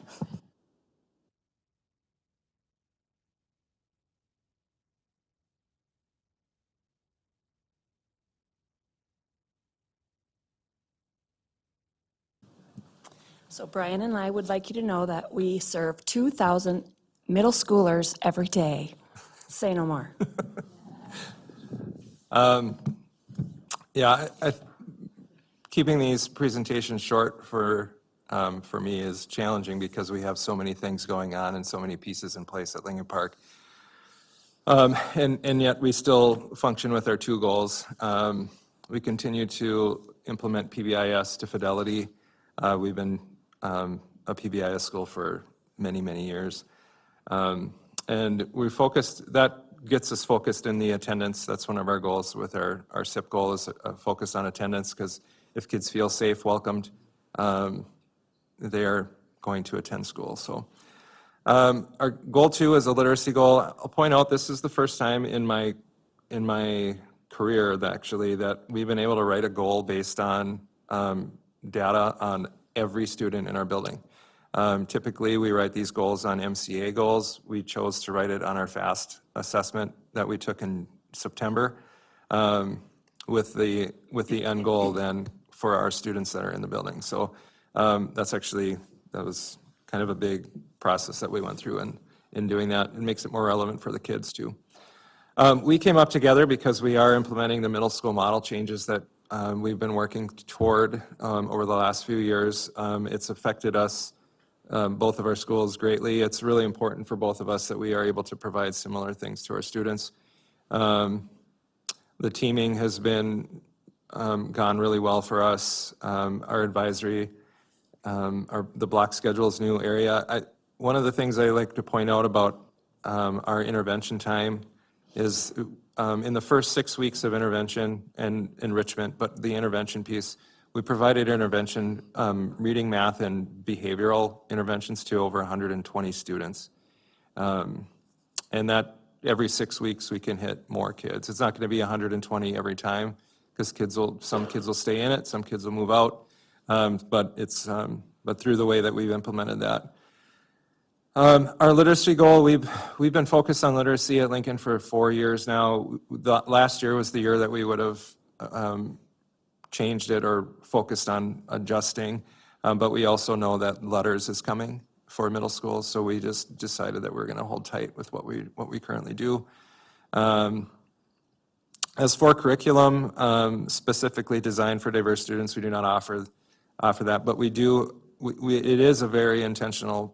We are very intentional in ensuring our kids see themselves in our curriculum, on our walls, in our halls, and we celebrate our diverse student population. We do work with our Office of Education Equity, American Indian Ed Department, our Check and Connect mentors to support our diverse student population. I will also say that the teacher clarity work is that benefits all of our students with good instruction. We continue to expand our Spanish immersion programming. We offer language arts and social studies in 6th and 7th grade both this year. That's a growth area. Lincoln is a growth area.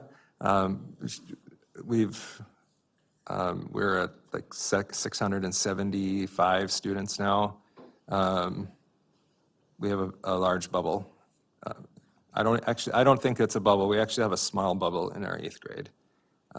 So we'll continue to grow. Let's see. I got to look through my notes. Our attendance goal through PBIS. Just to back on that a little bit, we have drafted our outreach programming that we're going to work through toward this year, kind of mirroring the district efforts. And so when you come and visit Lincoln Park, maybe we'll be able to speak more to that. I think the other thing, we continue to expand our alternative to suspension model. We've added a chemical health specialist to work with kids who use tobacco products or other substances at school.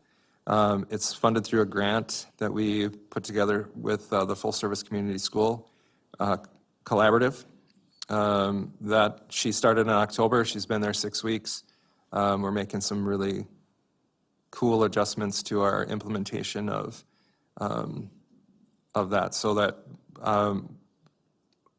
we'll stay tuned. We're just getting started. She just presented to our administrative staff. We'll present to our staff in December. And then we'll get that out more. And then Lincoln Park is a full-service community school, so we can continue to provide supports for families and students through our partnerships and our after-school programming. And if you think they're partners, they're probably partners. So.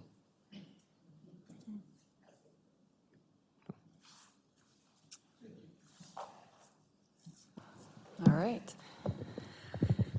So lots here that is collaborative that we've done together over the last 3 years. Just building towards a middle school model has been a huge endeavor, and I would be really remiss to say that it isn't happening without the good, strong efforts of all the teachers who will do things because just for the good of the whole. And they have made this happen. They started in the development phase with us in our middle school model committee, and they have just continued to make these pieces of what we consider our cornerstones of the middle school model doable. For example, they design the areas, they design what is going to happen in our advisories. They are incredibly invested in this middle school model.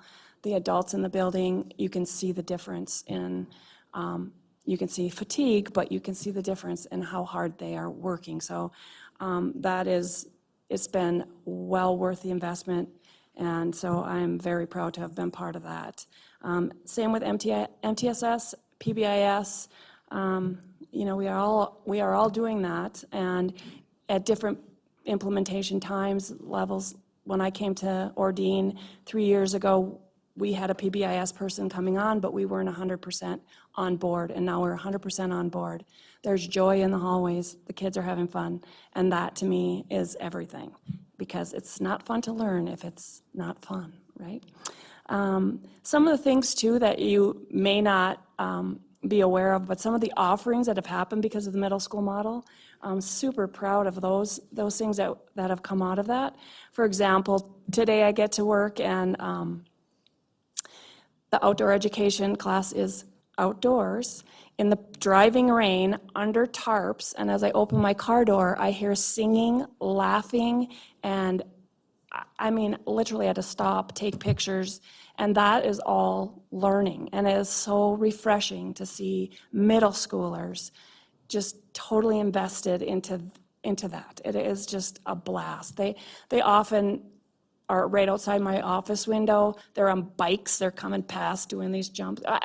You have to come and see it. It's incredible. And that's just one example of amazing things that are happening because of different offerings. I also am pretty excited to see our doors opening up again at the middle school for volunteers. Last year we registered. I know we've always had people who are willing to come into the building, but we registered like 13 volunteers through background checks. So far today, we're at 75 plus, and people want to be involved in their kids' lives. And so we continue to look for ways to do that. So that's pretty exciting. Our PTA is revitalizing. I'm excited for that they've offered some great extra fun things for their students. We have our goals just like everybody else. Everything is in increments. Ours, for us, it's the ultimate 5-year goal is to rebound to where we were prior to the pandemic. That's our ultimate 5-year goal. Much like Lincoln, we rewrote our goal to include all kids at all levels using our FAST data instead of our MCA scores. There's just so much good. That's all I can say, is there's just so much good. What I'd like to say to you, Mr. Banks, is that one of the things that has happened over time and since I've been at Ordine is we used to really say, okay, how do we resource our resources? Okay, if you have this, then maybe we won't give you this. And now we're really laying our resources, making sure the students who need 3 things will get 3 things, students who need 2 things, and I think that's going to help move the needle. Because as much as we say we have intervention or integration specialists and whatnot, they don't always meet like the intervention need of a student. So you have to make sure that you're seeing the student, their whole need, not just one thing. That becomes a resource issue, and I know that's why we started that way, but it's not the way we're going anymore. It's what do they really need? Do they need Check and Connect? Do they also need an integration specialist? And do they need intervention? And we're going to make sure they get it. So that's what we do. Thank you. So I have a question about the model. So 6th, 7th, and 8th, right? Some schools have 7th and 8th for middle school. That transition from 5th grade to 6th grade, you're now in middle school. How does that go, right? How are students transitioning and how's that working? Yeah, there's always going to be a transition into middle school, whether it's fifth grade, fourth grade. My kids went to a fifth grade transition middle school, so it's really how we support it. And I think we've learned, my experience at Lincoln, we've continued to improve how we transition sixth graders into our building. Both buildings, counselors will go to every elementary school, talk to them with students, kind of give them like, what's the experience, what the students experience, get them registered for their classes. They get to pick their musics and their arts. And this year with the middle school model, we do have, we're offering a class called Skills for Success, which every student takes every other day. And that's basically how to be a secondary and middle school student. And then that's partnered with our computer class. So they're learning the online skills too, to be in the secondary on the Chromebook too. So that's just a couple of the things that we do. We have, like, our sixth grade team is very veteran and very talented. And so, and then we also team. So we have 200 and, oh boy, I think I'm at 260, 250 sixth graders in my building right now, which is a big number, but when you team, it's down to 125. And so it's still like a small community within the building up on that floor, so. I want to add that what also is super important is that we transition the families. And so we extended some of our, you do the jump start where the sixth graders come for the day. We also opened it up so we have a spot for the parents to come so they can ask questions. And I think that's super important part too. So I think every year people learn new things, and that was one of the things for my first year at Ordine. I was like, it's really missing the parent piece. So they needed that. I think they did. So. Superintendent Magus and then Member Sadowski. So I just want to say thanks to both of you for all the work that went into the middle school model. Having been a middle school principal for 10 years, I really believe that this is the best way to serve our students, and the model we have here is even more innovative than things that I experienced as a principal too. And both of you excel in so many ways in your roles. I know that Brian, you've done so much to really do extraordinary work around PBIS, but now you're working more on academics and really focusing on the culture of the building, and I see such strength there. I also think that a lot of times people don't really think about what our middle school has to offer until maybe the choices are too late. So as we think about, like, what does it look like in the fall maybe for our incoming sixth graders to experience, because I think they're going to see the excitement of their peers. And then Sulena, I just want to say thank you as well. I remember it was 2 years ago when we ended up having a last-minute opening and for Ordine, one of our largest schools in the district. And even though you've said that you might be considering retirement at some point in the near future, you rolled up your sleeves and jumped in and said, I'm going to do this. And you've really done an exceptional job of moving Ordine forward. And the spirit that you bring to the school has been really, really incredible as well when we think about the PBIS work and the positivity that's there. So whatever paths you continue on in the future, I just want to say that we're honored to work with you as well. I was just going to say thanks for sharing about the new middle school schedule and model. I've been hearing really good things from parents about it. Just that the transition went pretty smoothly. I had one parent who shared she had her son's schedule laminated, and it had like a flip chart, like A, B side, but that after even just a week, didn't need it anymore, knew where he was going. And so it just sounds like it went really, really well. And then it was fun, I got to pop into Ordine actually to volunteer for that kids voting initiative that happened, and everything just looked to be lots of kids filled with joy, moving where they needed to move. So it's just good to see. So I'm really glad that the middle school model, I know it's a lot of work on your part, so both of you, so thank you. And I'm glad it's going pretty well. Big change. Yeah, yep, I'm here.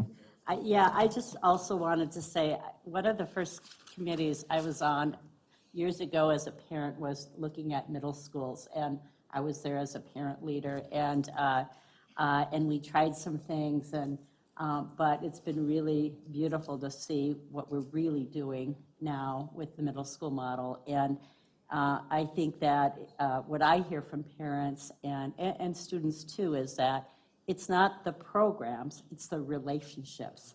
And that's what both of you have really cultivated with the teachers, I know, and staff, but also with the students, those relationships. So you can have all the great programs, but if those relationship building pieces aren't there, and that's what you lead with, and I know your staffs lead with as well, is just really building true relationships with families as well as the students. So, way to go. And thank you for all the hard work I know that goes into it, from the research I remember that we were doing to try and make it happen a few years back. So, yeah, thank you.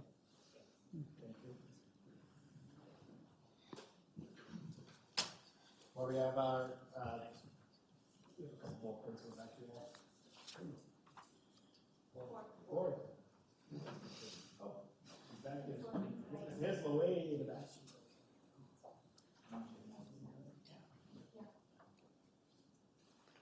Good evening, everybody. Tom Tuscan, Denfeld principal,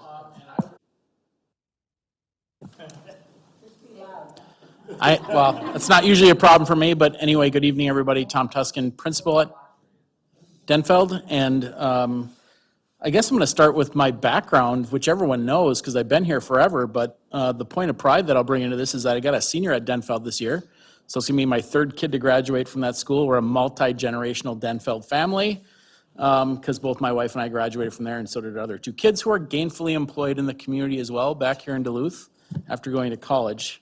So that's a great place to start, because that is the fruit of our labor, and my kids have experienced this system from Stowe to Lincoln to Denfeld, and now we're living in the community and productive citizens, so it's an ideal result in our family for that.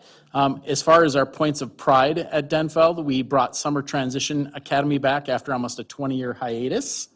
We had 11 kids that successfully completed a 3-week program this summer and got a full high school credit before they started high school. So that was super cool. The full service community school was heavily involved in that. And when I say heavily involved, I mean led the effort to bring that together for us. And so now we have a cohort of 11 kids that we can start to track to see what the benefit of that was to them. Secondarily, we started the Indigenous cohort this fall at Denfeld. We have 14 students enrolled in that who are being supported academically and culturally. They get their 4 core classes academically in math, English, science, and social studies comes to them. So the teachers travel to the kids.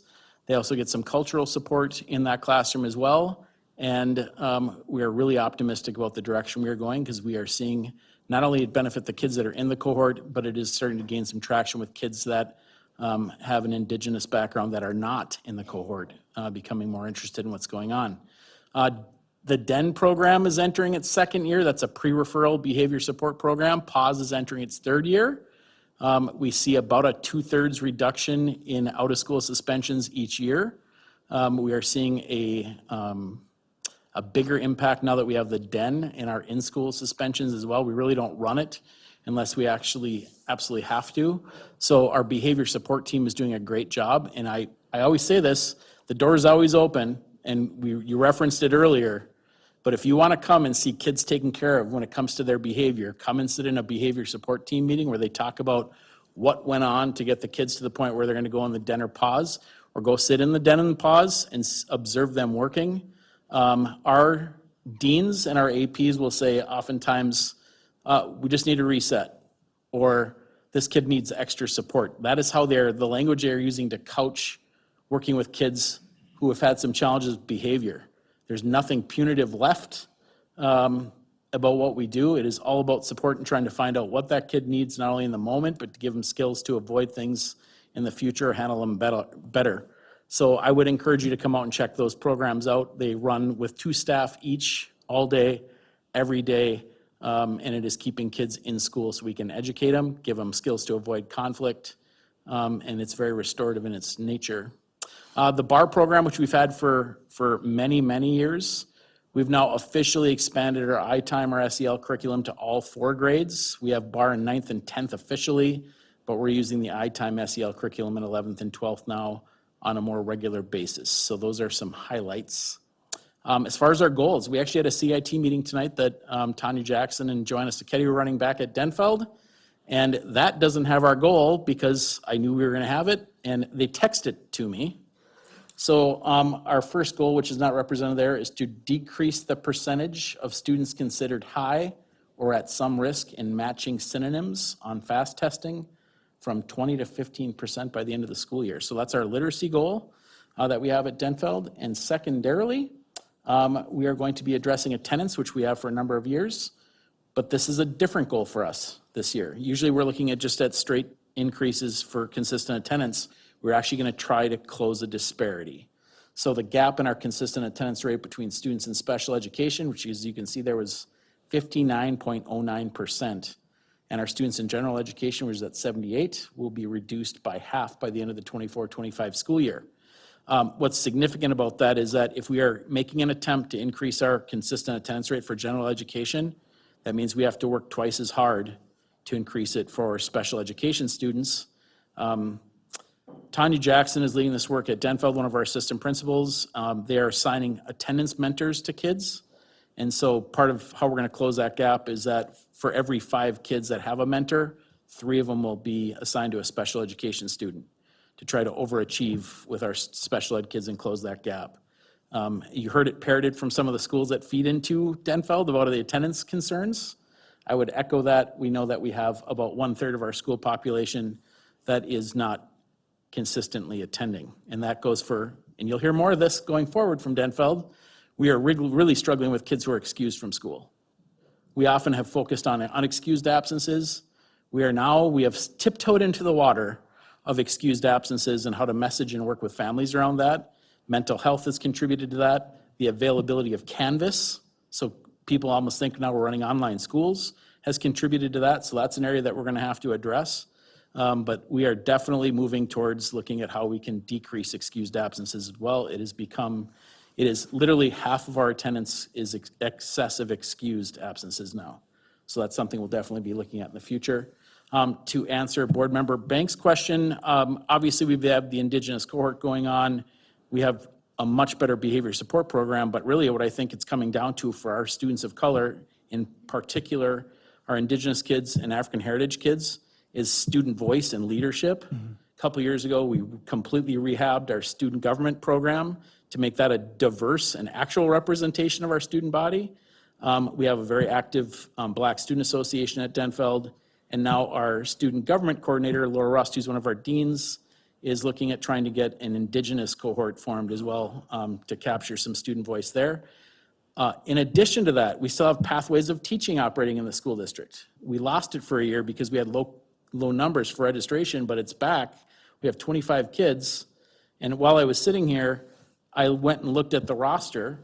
We have 9 students of color out of 25 kids, and interestingly enough, Denfeld has 36% of our students are students of color, and there are 36% of our kids enrolled in Pathways to Teaching are students of color.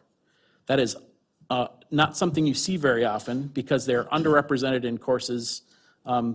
In many of our courses, our students of color are underrepresented. This one is actually on the money at 36%, and I will give a shout out to Ed Lewis, one of our math teachers who teaches that class. Many of you may know him. It's not a mistake. Why? He's intentional about who he recruits and who he's trying to get into those classes to provide that experience for kids. So that is a last point of pride to leave, is that we have our Pathways to Teaching exactly matches our student demographic. So I don't know if other board members need you to clarify what Pathways to Teaching. It kind of came in during one of my years on the board, but we have others that, so can you just quickly tell us what Pathways to Teaching is?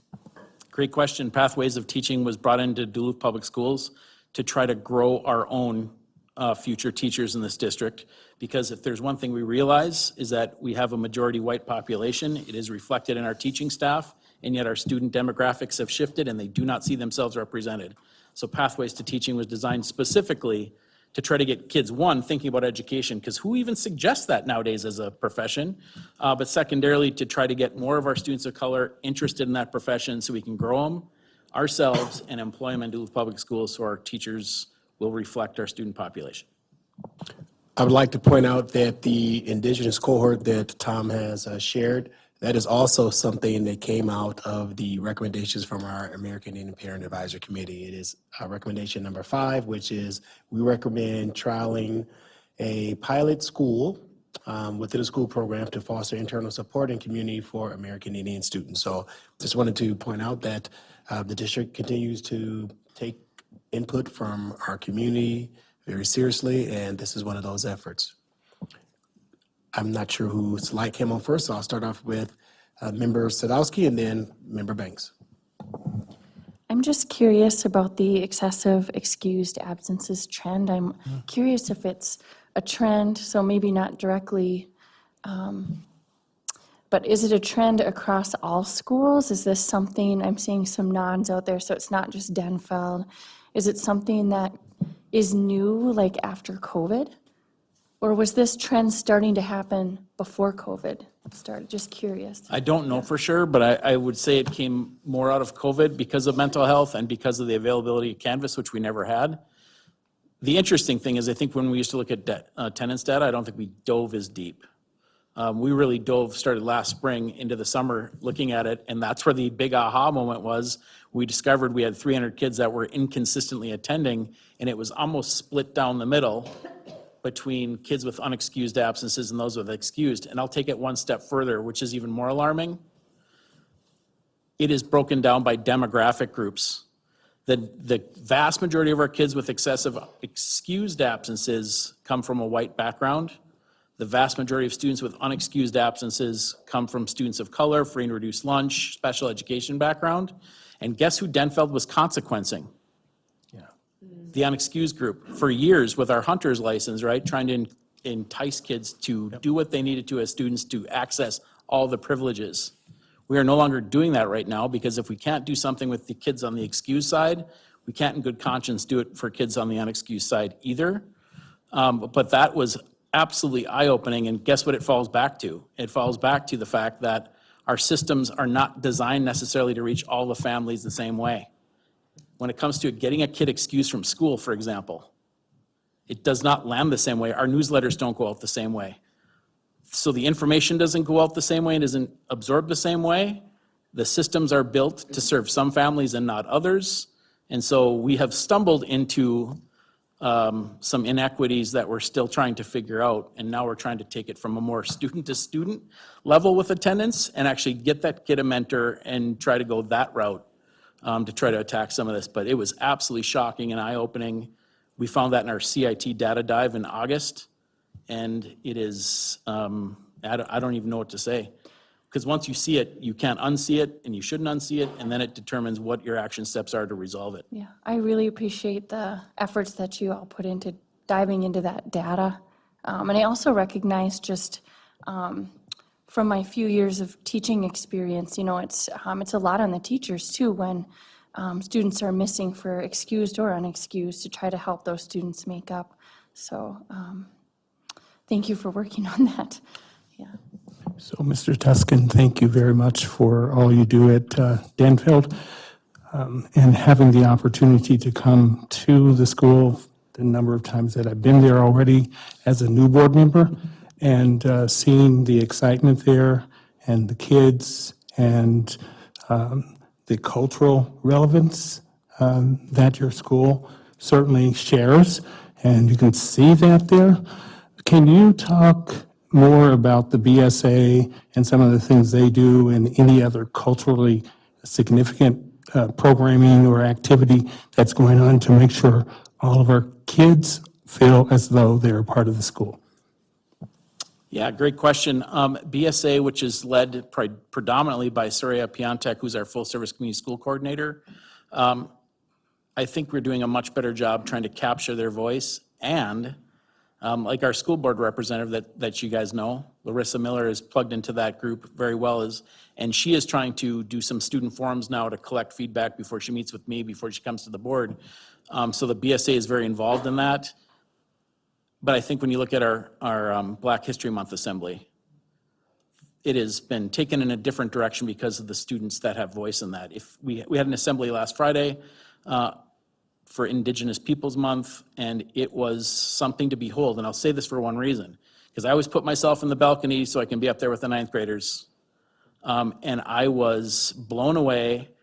We had 4 different numbers that were performed with drumming. It was 100% Indigenous kid driven. And I always am somewhat concerned about bad decisions kids can make when they're confronted with a culture they're not as familiar with. And our kids in that auditorium, we had 1,000 kids in there, was unbelievably respectful. And I haven't seen our kids exposed to that much Indigenous culture in a time period like that. And it was amazing to behold. Our kids handled it well and very respectfully, and it warms your heart to see that. So I think BSA is about capturing student voice, and then how that, and the same thing within our Indigenous kids. When you see kids walking around in school with a jingle dress on, like, it's starting to feel like what I think Central High School used to represent in this community, which when we merged, I gotta tell you, the one thing I was left wondering was, why didn't it merge? Like, why did that not show up at Denfeld High School? And here we are 12 years later, and now I finally go, oh, it's starting to feel like what I think a lot of the Central staff that came to Denfeld said. It's starting to finally feel that. Kids are more comfortable with what they wear, how they show up in the school, and more comfortable joining groups like BSA, and hopefully we'll have an Indigenous student leadership group as well. So I think that's where I see it. It is about capturing their voice so they can see a pathway. We have a dashboard through our DASH program after school. That taps into a different set of leaderships too. So I will digress. But I see it actually in how the kids are showing up at school, and the fact that our kids are very tolerant and accepting of difference in that building. And I think that's because we continually come back to it as a strength for our building. Like, this is one of the things that makes this Denfeld the strongest, is the difference. And I think our kids are finally embracing that and feeling comfortable enough to express that. Member Williams?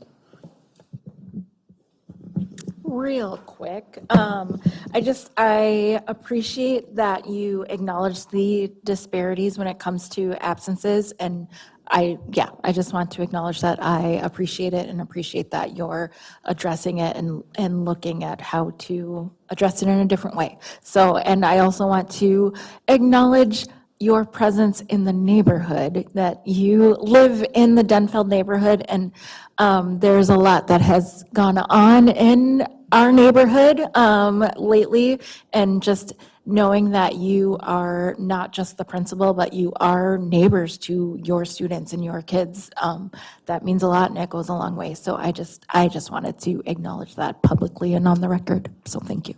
I appreciate that, because as I've often told people, it's not a job for me, it's a lifestyle.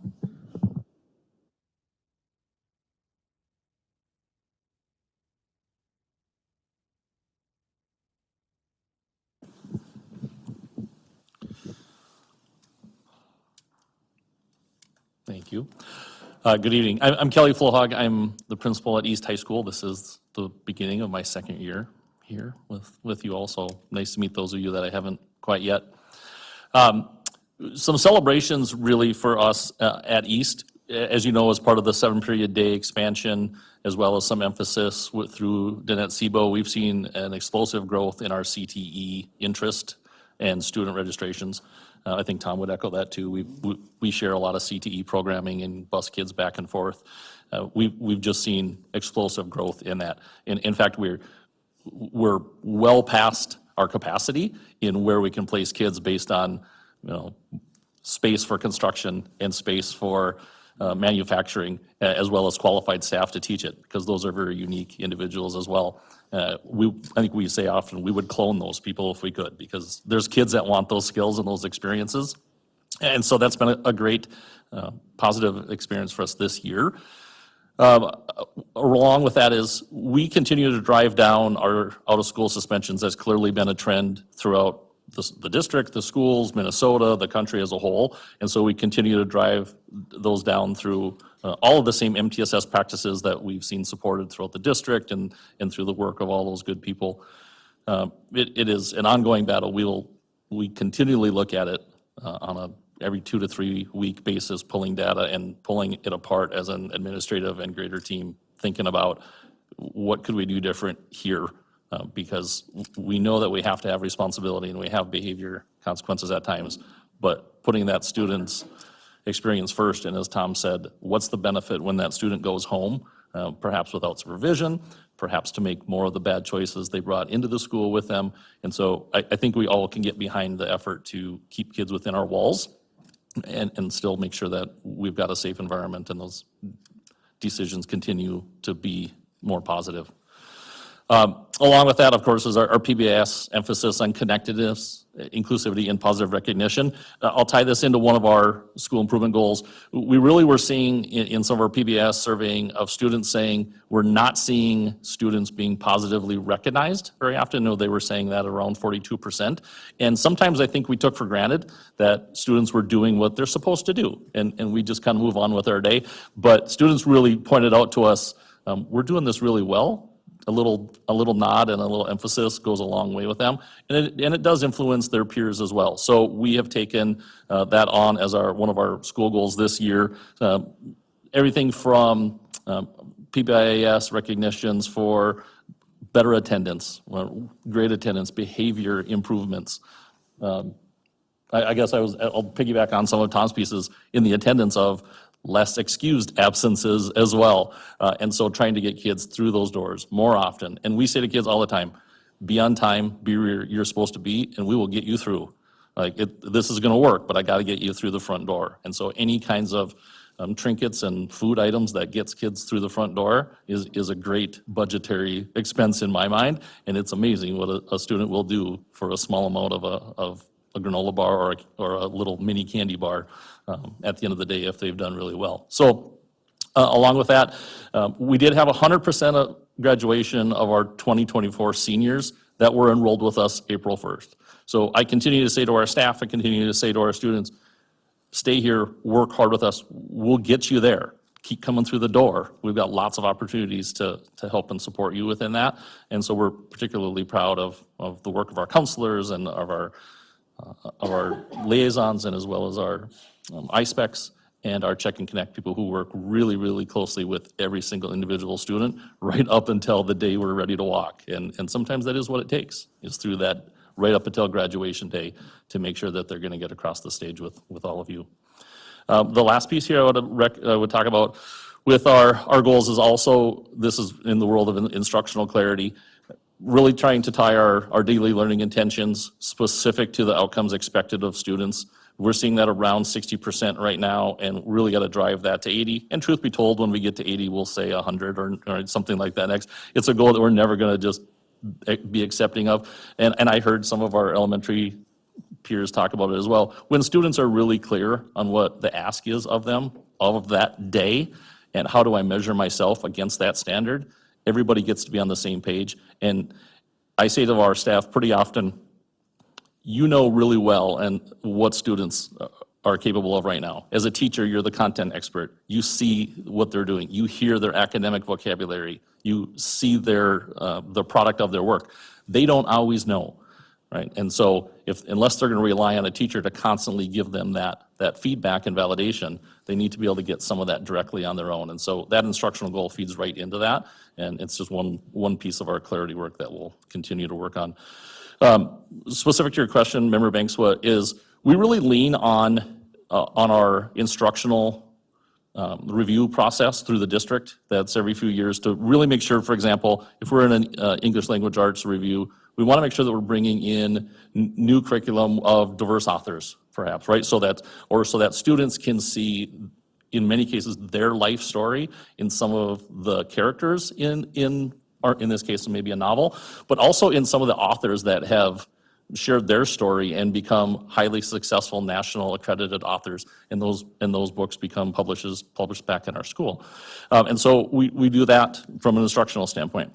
We also lean really heavily on our ISPECs and our Native American liaisons to bring in some of those cultural events, but also not just for our students that most readily identify with that, but also to the school at large. So if you want to come in and be part of, just a couple days ago, we had a Native American skirt making session happening, and kids just kind of trickle into those and rub up against other cultures and things. To Tom's point, they wouldn't normally experience. And the more wet we do those, then the closer those communities become within the school. And it is really, really important for us, for students to start to see themselves more frequently in the materials that they interact with the staff that they interact with.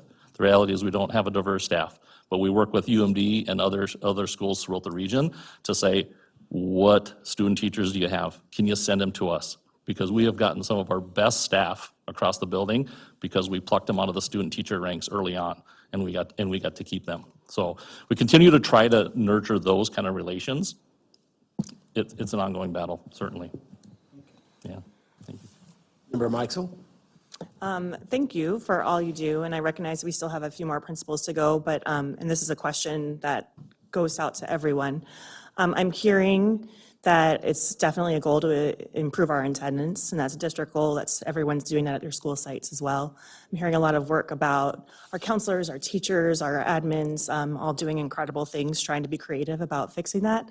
I know that as a district, we invested in quite a few vans, and I haven't heard much talk about utilizing those to, if there's kids with transportation needs or someone that we can get a hold of during the day who still needs to get to school. Are those part of any of the school sites' action plans and trying to get kids back into the classroom? Yeah, I can speak to at least for us at East. We just got van training for, I think, 16 people. Some of those would be coaches, but also a lot of our teachers and a lot of our support staff. Specifically, so we've got that option when the need arises. Yes. And they're not up here, but I know for a fact that other principals probably would chime in. They have varied use of the vans to do that work, whether it's the ICE-BEC or our FIT coordinator, Families in Transition coordinator, and others. They use the vans quite often. I mean, I guess, anyone want to share, chime in? Use them, I would say, 4 days a week minimum.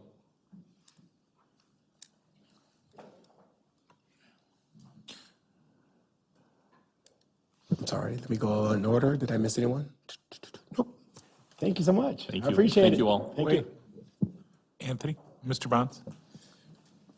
Did you say, were you sending, pardon?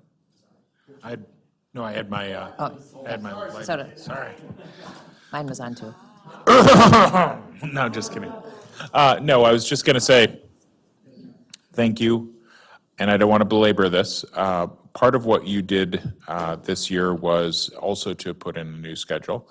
I know we heard a lot more about the middle school schedule, and I would say that we asked you to put something in without pause. It was last minute. It wasn't with as much time or effort as we were able to put into the middle school schedule. And I know you're working on revising that high school schedule, so we'll likely come back soon saying what a great job with the high school schedule and how wonderful it is and how much everybody loves it. But you did kind of take one for the team to some extent. We talked about the need to have professional learning time.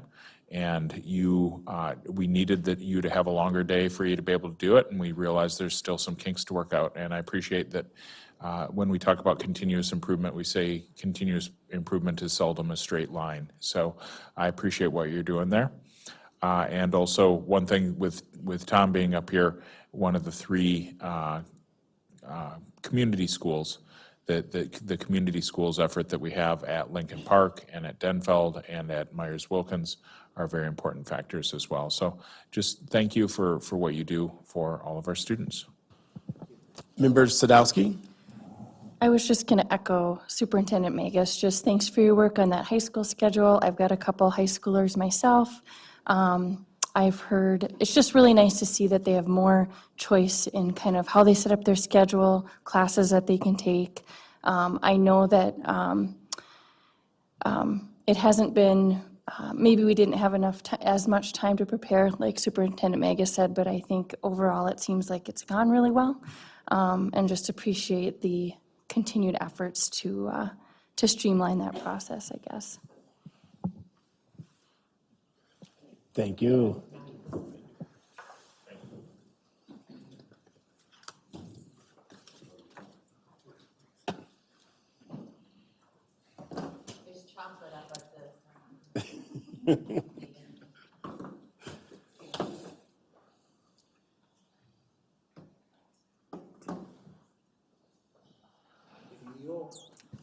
It's on the screen.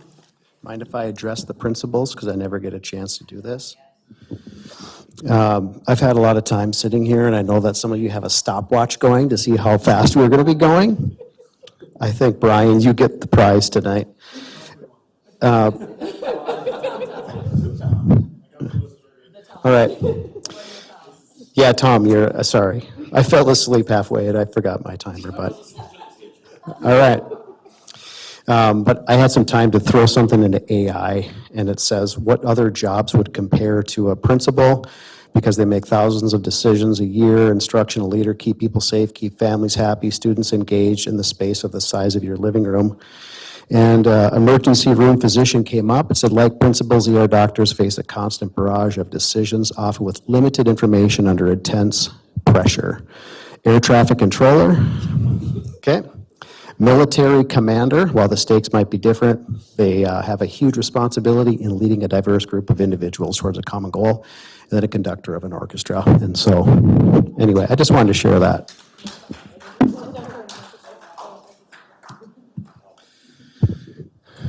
I've also had some time to think after your question here, Mr. Banks, and so I've kind of changed my presentation.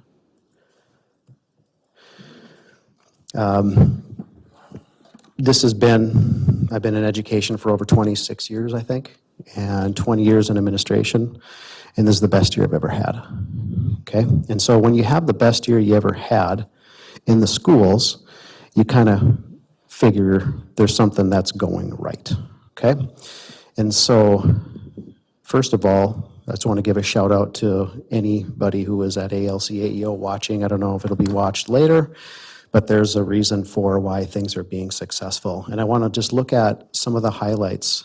And I'll just speak to ALC, and we're just kind of the most misunderstood group of schools. But ALC is our seat-based program, and we had 84% completion of students who started our class, kind of like a J term. We did some creative scheduling, and 84% earned a credit, and we had over 90% attendance. So from an ALC, for kids to be there 90% of the time, something is going right. And so to kind of answer your question, I got a bullet point here. And a lot of this is addressed with ALC, but at the end, I'll address also AEO. We have integration specialists that are playing an integral part in our school. Just this Monday, every one of them came to the YMCA and played basketball with our students. Beading, ricing, canoeing, porcupine quilling, weekly activities specific to students' culture. We've had individual orientations. Every single kid will meet with me as well as a staff member to set goals for themselves and to talk through what they want to see with their education. We have Hmong New Year celebrating coming up here, cultural sharing in our advisory and our schedule. Every day these things happen. Where the Wolves Won't Die, Anton Truer just published this book here, and we're going to be doing a read aloud with all of our students and stopping and talking about what type of reading comprehension strategies you can use, making connections from world to self, self to text, text to text. And so just making culture real. Standards specific to each individual students of interest. Just today, we're talking about utilizing our standards, sitting down with students, sitting down with teachers, and how culture can be addressed with our standards and not just talking about standards. Check and Connect and integration specialists are embedded into what we're doing. We have MIRS groups, which is a Minnesota Early Intervention Response team and system that addresses each individual goals and different interventions, a student schedule to meet individual needs, and pictures. I know Tom talked a lot about this, just intentionality, having pictures plastered across, and Brian also mentioned this, of different people of color, so kids see themselves. The academic side of things, which actually those are probably all academic, but we have African American folklore and storytelling, which is going to be on our second semester through AEO. I'm really excited for Lee Jansen to be teaching that class. Student government, providing students opportunities to see themselves in what they're doing. We've never had a student government at an ALC, and really start to see ownership of what we're doing. And providing opportunities for our students to get out into the schools. And one of our students came back and said, I want to be a teacher. And so a lot of our students just don't have the opportunities to get into a school, being an alternative site with sometimes limited resources. But those are some of the things that are going on at ALC and AEO. Jake. Member Williams? Hey. One, I'm pointing out how much you love ChatGPT. But we miss having an ALC rep on the school board. We really loved having it. We lost them due to graduation, which is a Yeah. great reason to lose someone. So yeah, just would love to have an ALC rep again next year. We're working on it. Awesome. Thank you. Along that line, we're working on, I've been meeting with our student governments at all of the high schools, and we're working on exploring an option of an intra-city student council where we would have more than one member, but working together as an advisory group, potentially having a couple school board members on that group so that we could hear from a larger sounding board. And so I want to make sure that we have representatives from all the schools, if at all possible.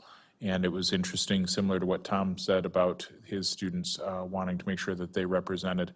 Our East students said, hey, if you do that, make sure it's not just us from the student government class, because we don't represent everybody in the building. We want to have broad representation. So I also want to say thank you, Nathan, for the work that you've done in leading our ALC and AAO. I think that there's a great degree of creativity and heart and spirit that is needed for that leadership, and you really step up in that regard. Thank you. Thank you.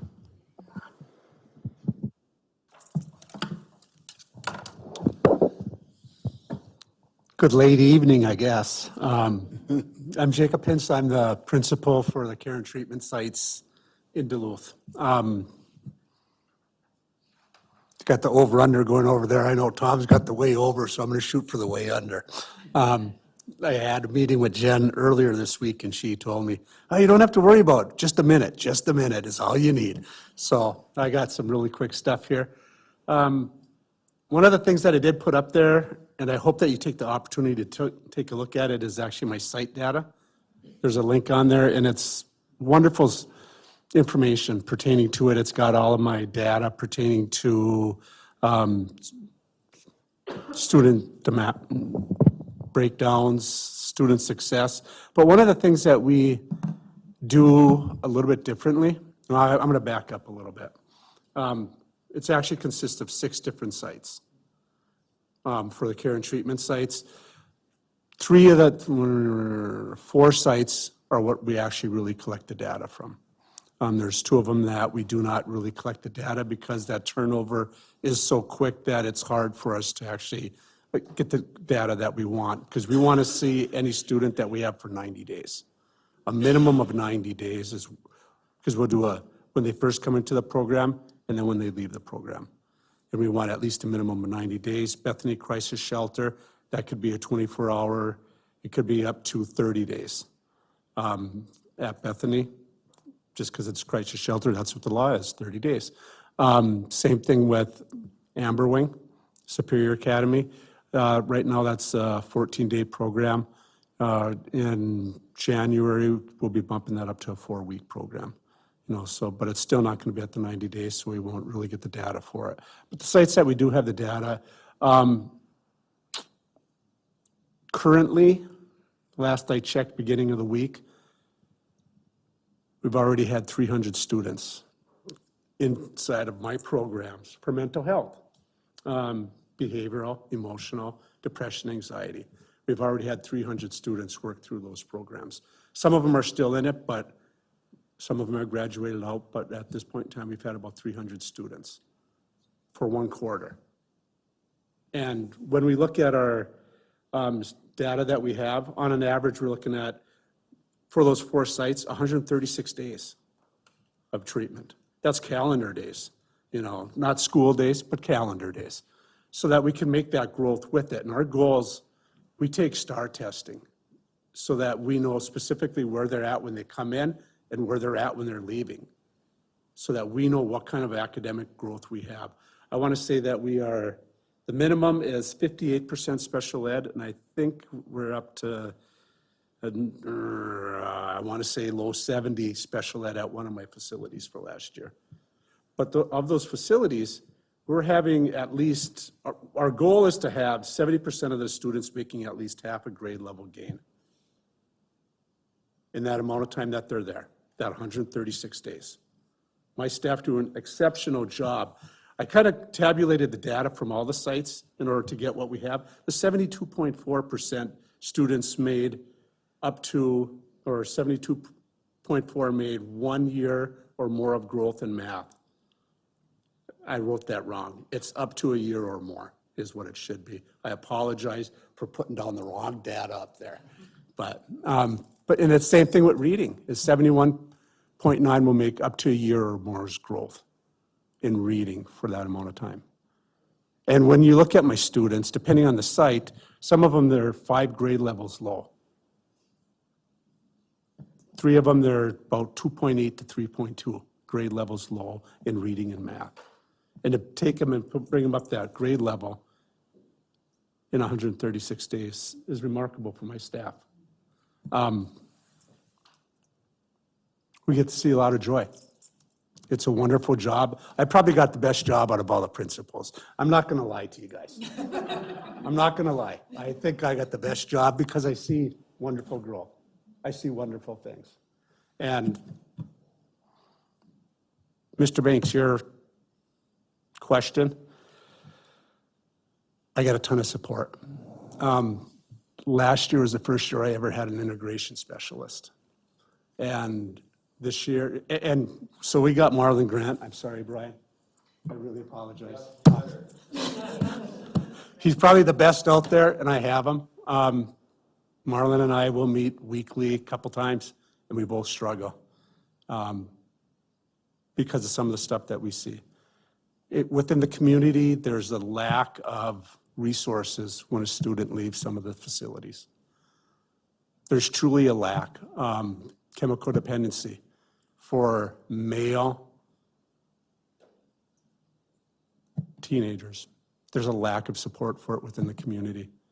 And we could see it. I'm going to be truthful and honest. I probably have the lowest graduation rate at Arrowhead Academy in the district. If a student is my program and they leave and they do not go and enroll in another school, it's on my record. Marlon is really trying to work hard to get those kids back into another school, get them someplace else. But that also goes back into the support within the community. So I'm open to questions. I'm done talking. I'm sorry, Tom. Member Sadowski? I don't have a question, but just to kind of echo what you just shared. All the graduation season is just a really special time for all of us in this room probably. But I just remember last year going to Merritt Creek for graduation. I think it was Merritt. There was one student, I think member Mike Sell was there as well. The stage was just decorated beautifully. One student, I just came away, really my cup was filled. Every student matters, and that stage was decorated just as well as the Denfeld stage, as the ALC, as the East stage. And it was just really special to see all of the staff coming together, and just kind of what you shared brought back that memory for me, and I just wanted to share it with everyone here. It was really, really cool to see all that effort that was put in for one student. Member Sadowski, you took my thunder. Seriously, because that's what I always, remember as well, is just the graduation for one student or two students. I mean, the staff goes out of their way. Families, you can see they're really appreciative. They're crying. I remember videos, tapes or FaceTime is occurring. All kinds of things are happening with those kids. And so you and your team do a great job of making those kids feel really special. So kudos. Member Banks? Yeah, I just wanted to thank both of you for all the work that you do and your staff. It's very important, and I wish you all the best. Thank you. Superintendent Magus? I have been able to spend more time with Jacob and spend more time at the care and treatment sites over the course of the past year and a half with all the referenda work and the budget talks, and recently with a tragedy that affected one of our schools. And I would say that you put the care in the term care and treatment, and you just exemplify that work, and also raising the bar and making sure that when I see kids that struggle and have the needs that they have, to know that they feel welcomed and feel supported, that means the world, because a lot of times there are schools and situations where they're trying to get rid of somebody or trying to send somebody else someplace else. And for the wraparound supports that you give, I think they're second to none. So I just want to say thanks for that. And then thanks finally to the principals as a whole. You've done an exceptional job, and we've talked about you individually and collectively throughout the whole course of the whole evening. And I know we do that every time we have this night. And I also want to say thanks to the district leadership team. Thanks to Assistant Superintendent Bonds and to Director Larva and Director Sparts for the work you do, because if there's one word that I think I'm sensing from all this, it's coherence and progress. Well, that's two words, but coherence, because a lot of times, I mean, we talk about this is the first time all schools are doing PBIS. We talk about the new elementary schedule and what we're doing with reading. We talk about what we're doing for the middle school schedule. We talk about what we're doing for the high school schedule in our CTE classes. There's so much that's going on in a positive direction, and I want to say thanks for all the leadership that's in this room. So thanks. Thank you. And I would be remiss because John always isn't short on words, and Yeah. and I appreciate that. And I also want to say thank you to the principals as well. I mean, this is my 31st year in education, and I served 14 years of it as a principal. And so I know the principalship has changed over the years. What these leaders do is not easy. What we ask them to do is not easy. They have a lot of challenging students, and to find the energy and wherewithal to support their staff, it takes a lot. And I want to commend the team for everything that they do. I know everyone has a lot of concerns about student performance and achievement. And as a district, as the assistant superintendent, I can tell you we are working hard to change outcomes, to move that needle. The directors, our principals, all the support staff, everyone's working really hard to turn the dial in the positive direction. And it's not easy, and we need resources. So I do want to say thank you to the board for constantly supporting our efforts, really chasing and moving forward with the support of a referendum to get additional resources in the district. And I just want to say thank you to all of you as well. And again, it's just, I'm coming off of a tough day with tribal consultation where some hard things are shared, but I know it comes from a place where families are just really concerned about their sons and daughters and their education. And it impacts me all the time. But I know our leaders are working hard to improve outcomes. We're not where we want to be, but we're working hard to really move things in a positive direction. So I want to say thank you, principals, and thank you, leaders. And Board Chair, I see your light is on, so I'll turn it Do I over get to the you. final word, though? Hold on. Yes. But although, both of our leadership said exactly, but I'm kind of glad you did, because I don't know if I can say thank you and share without getting emotional. Many of you know me, and much like Tom, this isn't a job, whether I'm on the school board or I'm in our school buildings. It is a lifestyle for all of us. And again, we look forward to this night. We know it lifts us up. And so I'm very appreciative. And again, Assistant Superintendent said it too, but I really just want to thank the board, and I want you to know that we work hard. We're intentional in coming into your buildings to see the successes and to hear the challenges. And we have a great deal of talent on our school board. There's lots of, talent sitting up here trying to do everything that we know to support all of you. So just thanks for coming tonight. Again, grab some chocolate. You know me, M&Ms or donuts, that's my thing. But And we look forward to the times that we get into your buildings for a number of celebrations. So Member thank you. Larfla Kill.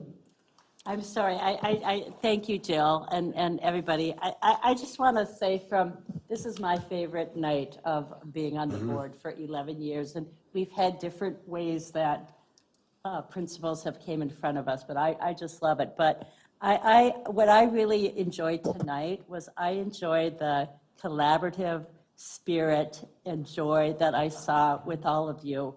And the friendly competition, I would call it competition, but just the mutual respect I really saw you have with your peers and in different ways tonight. And it just really kind of stuck out to me. And of course, a lot has been said just about all you do as principal leaders in our district and how important that is. I also wanted to just highlight, I loved how many of you talked about the relationships with particular parents and families and your support of the PTAs and or parent groups, and just really love, as a former state PTA president, hearing that support. And I think that's some of that success to our attendance is parents feeling welcome and supported, parents feeling, their kids are being taken care of in all the ways we want our kids to be taken care of. But I love just hearing that in different ways on that aspect as well. So thank you. Thank you so much.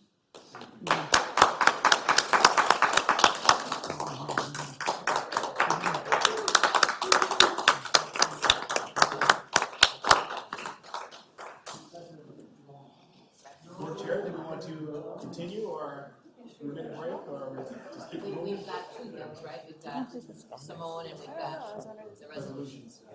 Do you need a quick potty break or no? We just need to stand. I'm standing. While we're standing, Executive Director Zunich will just come on up and get herself ready.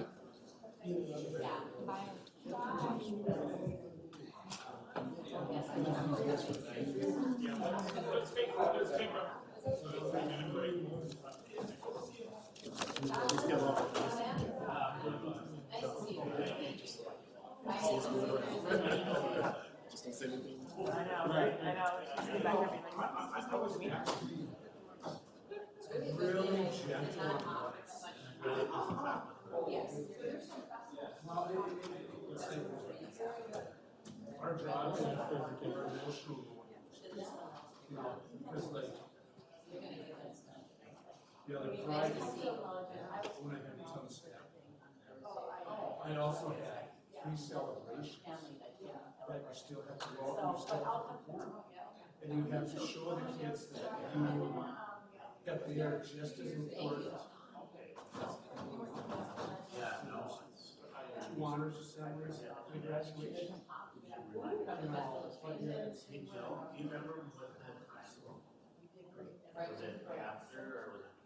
So some are coming to this meeting, you think, and then we're gonna say whatever you're doing crunching numbers.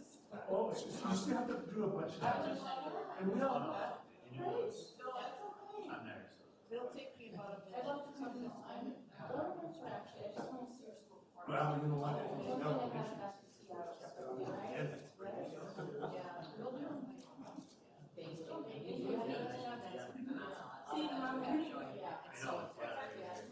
Mr. Banks, thank you too for letting us share. Well, and I didn't even get it. I'm the only one that's here. I was gonna say something like, I think Nathan said something like, he thinks he also. All right, when you have a minute. And I want to say, I've done how residential, I mean, I've been to the things, but I have no real clue how you manage all this, and where kids come in, how they exit, where they go when they exit. Are they from our district, are they from, So, probably more than 50% of them. and why do they come here? Are they the only ones that have such rich, successful lives?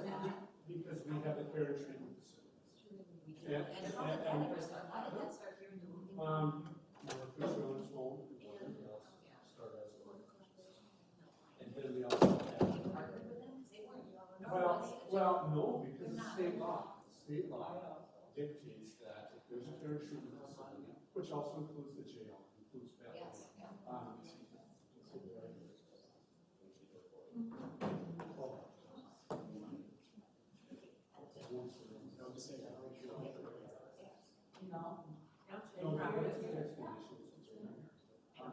But because of state law, we have to the state law dictates it. So even when kids are coming in from wherever. Oh, my God.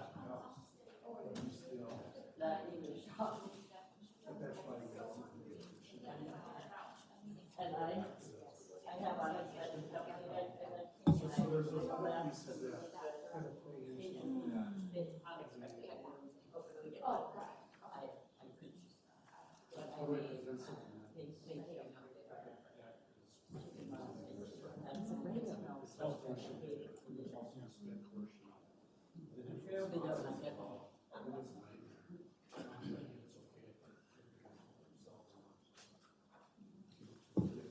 My sister-in-law and my brother-in-law from California are here from today until Friday. Oh, nice. Yeah.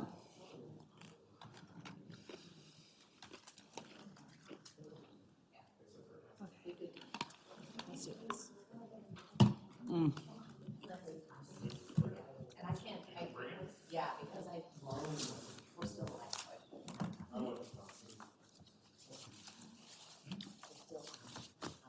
For some reason, I did not have Jacob's page. But our mics aren't on, so. Mine was in mine. Just in case anything was said.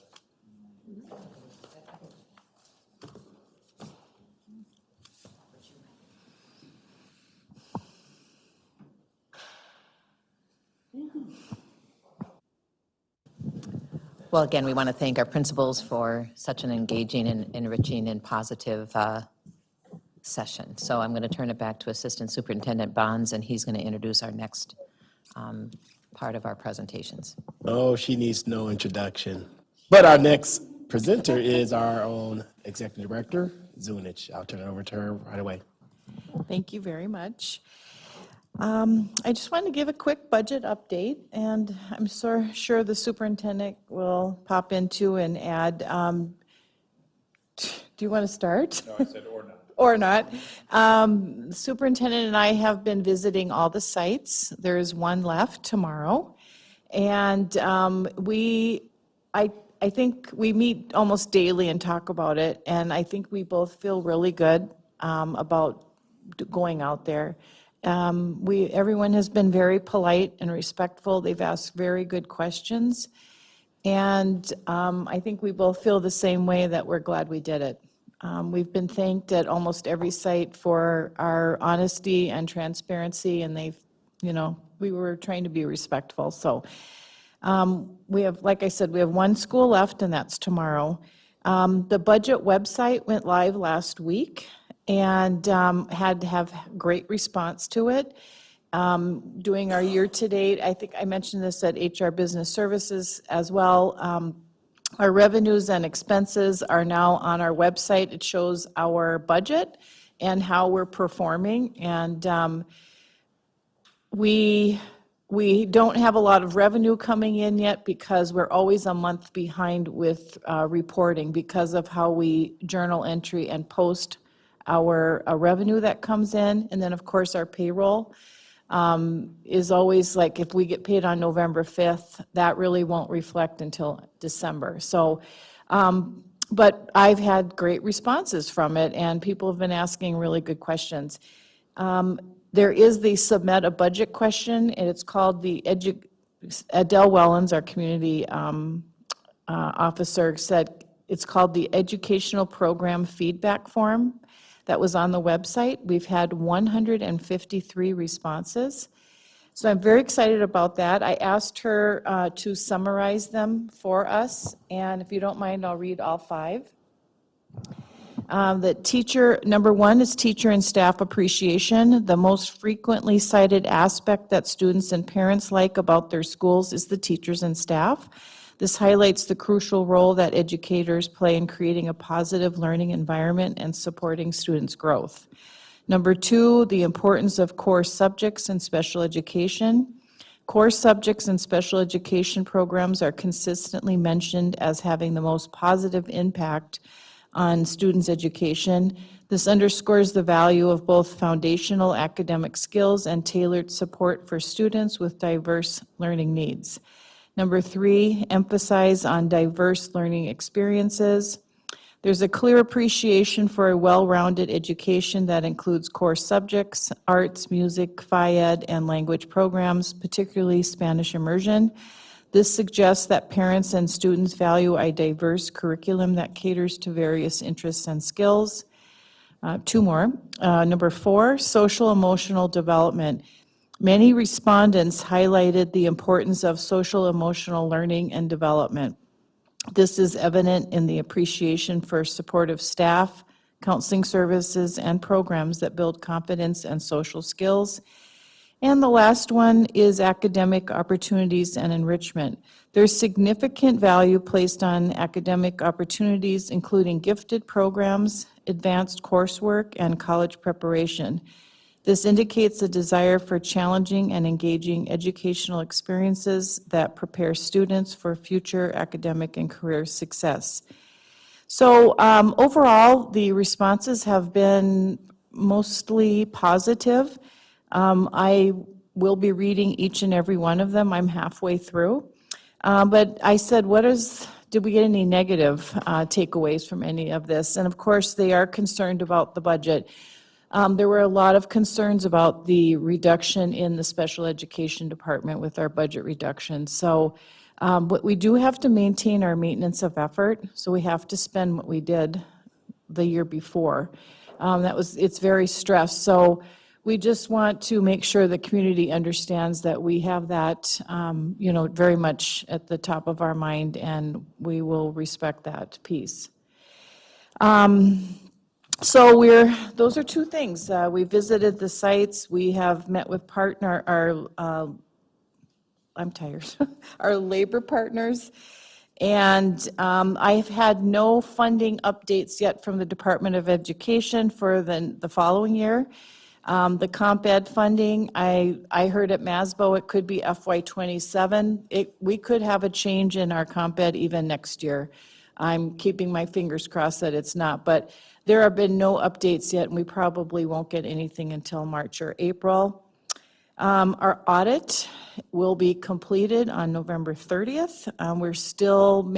We're in the final 20% of making journal entries, and our auditors are looking to take 2 days off at Thanksgiving as well, so we hope to have everything done by next week, Wednesday. But we have Monday the 2nd to do our last final MDE UFAR submission. So it has to be 2 MDE by Monday. And if things are not, sometimes we have to ask for an extension for a day or so. So it's just filling out a document for that.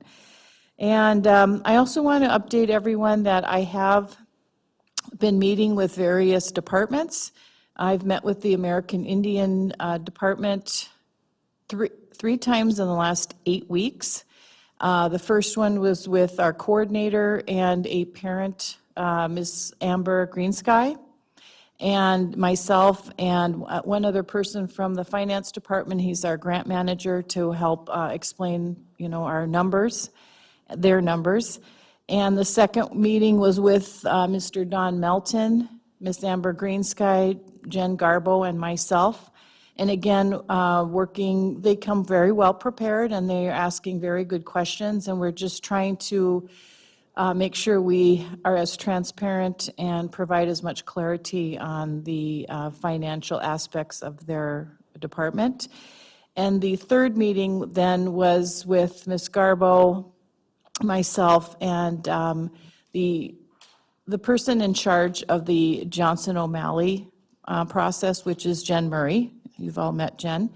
So I've been having very active meetings. I know Ms. Amber Greensky came and addressed the board in a listening session, but I just want all of you to know that the finance department, as is with Anthony, we've been very active in meeting with the stakeholders in that group, so. Can you tell me really quick, I'm sorry, who is Mr. Milton? Like, what is his role in Indian Ed? Mr. Milton is the chair of the Johnson O'Malley Committee. Do you have any questions for me? Member Banks, then Member Meixel. Not necessarily a question, but I just wanted to be on record in thanking you for the transparency. Since I became a board member, it's been nothing but transparent with regard to the financing and the concerns. And so I just want to put that on record that for the public to know it has been transparent. And I like the way the whole process is going and the ability for people to actually see what's going on within the district. So if anybody has any comments about that, I would say 100% transparent. Thank you. Thank you very much. In terms of the website submission form that families or community members are able to complete, what are we doing to try to increase those responses? 153 for a student body of over 8,000 seems a little skim. It's a very good question. And I spoke with Adele today, and we plan on keeping that one piece of it on the website through the end of November. Most likely December 2nd. It has been put out on social media that we have the budget, page out there available. You're right, it's not a high number, but I'm happy we've got some that are listening. And, our intent was to have a vehicle for our community to give us some responses so they feel heard. And we will continue to do so. If the board wants me to, I can keep that, available through the middle of December if you'd like. I mean, there's no reason we can't. I'd be happy to do so. So, would you like that? Should I keep it open? I would suggest that we don't keep it open through the middle of December, because then it would be hard for us to have our finalization of things and really truly take into account. I would say it would be, maybe through the first week in December at the latest, or through November, somewhere on there, because I don't want to collect input that we don't actually end up being able to consider with enough time to shape our work. I believe that would be December 7th, that Friday. Does that work? Okay. And I can ask Adele if there's any way she can continue to message that out there, that there is a place for people to, ask questions or send in their information. Yeah, and then second question, the website, as I've had a chance to just look it over briefly, it has so much information. Is that intended only for this period of looking at the budget, or is this going to be something that's going to be up indefinitely that our public is able to come and see whenever they easily want to digest it quickly? I'm going to keep that on there forever. Thank you. I think it's key. I follow a lot of the bigger schools in the metros as well, and they've started this process, or they've probably been doing it for a couple of years now. And I've been working with Frontline Analytics to come up with that report. We've kind of tailored it. So it's an important piece for budget transparency. I love that the budget's on there, and then what we've expending so far and what kind of revenues, so there are no surprises. So it's part of our ongoing process now. That's great. I think that just is another way that it's easier for people to be able to see that. When people say like, oh, what's happening with the budget, it's hard for people to watch back an HR business meeting or one of our regular school board meetings, but to see it all there quickly and easily in their off time seems like a good idea. So thank you so much for spearheading that. Thank you. You're welcome. I think the biggest part is that you don't have to click for it. If you just open up our page, the word budget is right there, and that's all you have to do is click on the word budget now. So we made it as easy as possible for everybody. I'm just going to go clockwise, counterclockwise. Member Lafleur Kemp, then Member Sadowski. Okay, great. thank you. Yeah, I think we all would agree that the transparency of this process and the many ways that you and John especially have done outreach to our school sites, it has been really great. It just went live on Thursday, wasn't it? So it's only been like 4 days, right? Last week, yes, Yeah, yeah. yes. The end of last week, okay. And then, let's see, what was it? It also, if I remember right, it went out to staff and families in the weekly newsletter, right? So- Twice, I believe. Yeah, yeah, I thought that, so that's a good start, so, great, thank you. But we can always do better.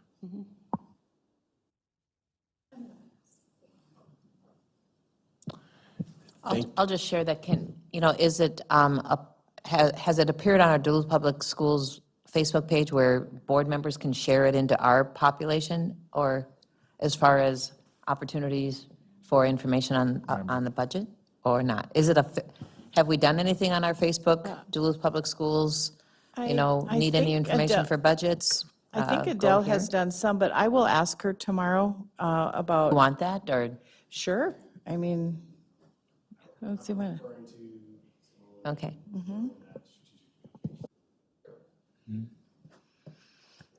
Yeah, I'm not saying you should, I'm saying.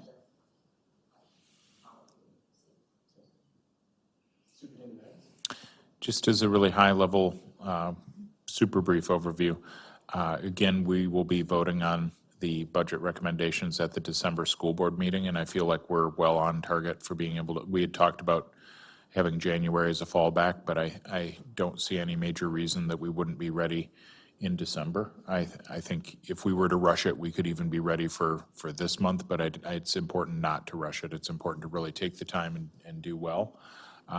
12 hours from now, we'll be gathering again with our elementary principals and taking round 2 of looking at the target for elementary is about $1 million of reduction. Target for secondary is about 1.3 million. Special ed was going to be 1.5, but we've reduced it to 1 million because of some of the concerns about special education. So we're taking feedback into account. And then district office would be reducing by 1.1 million, which proportionally, given the size of the number of staff with about 250 people considered district staff, not district office, but district staff, as opposed to about 1,200 other employees, it's proportionately a pretty significant amount, so larger amount, like we've said. I also met with our student group from East, and I have a meeting set to meet with the Denfeld group, and that was really helpful as well. In fact, some of the information I think will shape, the two things I heard our students say is please don't reduce electives, or I'm sorry, activities and athletics. My brain is starting to go to now. I woke up at 1:30. So don't reduce athletics and activities. And then also, when it comes to elective choice, they don't want us to take as much out there too, because if we just move to a 7-period day, if we're shaving it all off with FTE from the classes, that's going to be counterproductive. So that was their input. So those are things we're going to share back with our principals and move forward on. But so that you feel like, you know that one of my superintendent goals for this year is that you're well informed for decision making. I want to make sure that you feel very well informed and confident about all the information that's going to go into this big decision that we have in another month and a week. So thank you.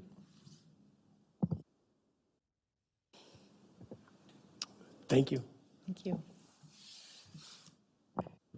Chair Lowfold, we have, as item number 5, we have resolutions that are informational. Do you? Yep, I was going to say, Chair Lowfold, would you like to take the lead on this item? No problem.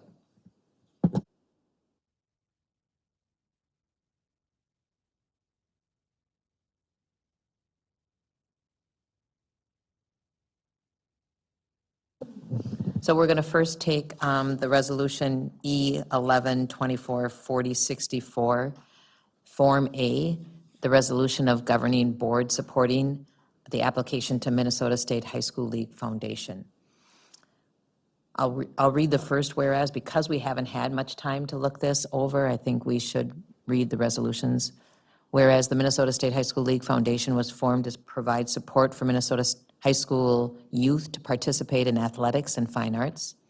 Whereas the governing board of Duluth, Denfeld, and East ISD 709 recognizes the value of student participation in extracurricular activities. And whereas the Minnesota State High School League Foundation is offering grants and funding to assist schools in recognizing, promoting, and funding extracurricular participation by high school students in athletic and fine arts programs. Therefore, be it resolved that the governing board of Duluth, Denfeld, and East ISD 709 supports the school's application to the Minnesota State High School League Foundation for a Form A grant to offset student activity fees. So I'm moving Resolution E-11-24-4064. Is there a second? Member Lafleur-Kemp seconds. Are there questions about this resolution? I don't want to misspeak, but I believe that this resolution deals with the fact that in our schools, students that are on free and reduced lunch do not have to pay an athletic or an activity fee. It is waived at certain levels. Reduced is 25, free is 0. The Minnesota State High School League will reimburse the district for some of that money as a give back from the Minnesota State High School League. So this is what this is asking us to do, is to vote to turn this document in with the understanding that Duluth does want to be able to apply for a grant at the end of our school year to help offset the fact that we do not collect activity fees for our students on free and reduced lunch. So we definitely, at least in my opinion, we want to support this. This is then allowing us to get some return. If you don't mind, I can speak to this a little bit. This should be a yearly document that we sign, and what happens is when we get our bill from the Minnesota State High School League, there will be a reduction at the bottom because we've signed this. So yes, to what you're saying is correct. We will see this on our invoice when we get billed. So they give us a nice little reduction for it. It varies. I can't give you an exact dollar amount or a percentage. Seeing no questions, all those in favor of Resolution E-11-24-4064, say aye. Aye. Aye. Opposed? Our motion carries 6-0. Our last resolution is Resolution E-11-24-4065, and it is a designation of identified official with authority for Head Start. Whereas the Minnesota Department of Education requires that school districts annually designate do you pronounce it Iowa? It's just IOWA to comply with State Access Control Security Standard 1.0, which state that all user access rights to Minnesota state systems must be reviewed and certified at least annually or recertified. The Iowa will assign job duties and authorize external users access to MDE secure systems for their local educational agency, or LEA. Now therefore be it resolved, the superintendent recommends the board authorize Cheryl Williams, Head Start Director, to act as the Iowa for the Head Start organization, Duluth Head Start, 7010-84-001. So I move Resolution E-11-24-4065. Is there a second? Second. Member Williams. Is there any questions or discussion? I don't have any insight on this one, so no background. I know that this is a yearly thing, just like our other one that we have done every year. So all those in favor of this resolution say aye. Aye. Opposed? Motion carries. We're done. We're officially signing off. Thank you. And we're looking for clarification. There it is.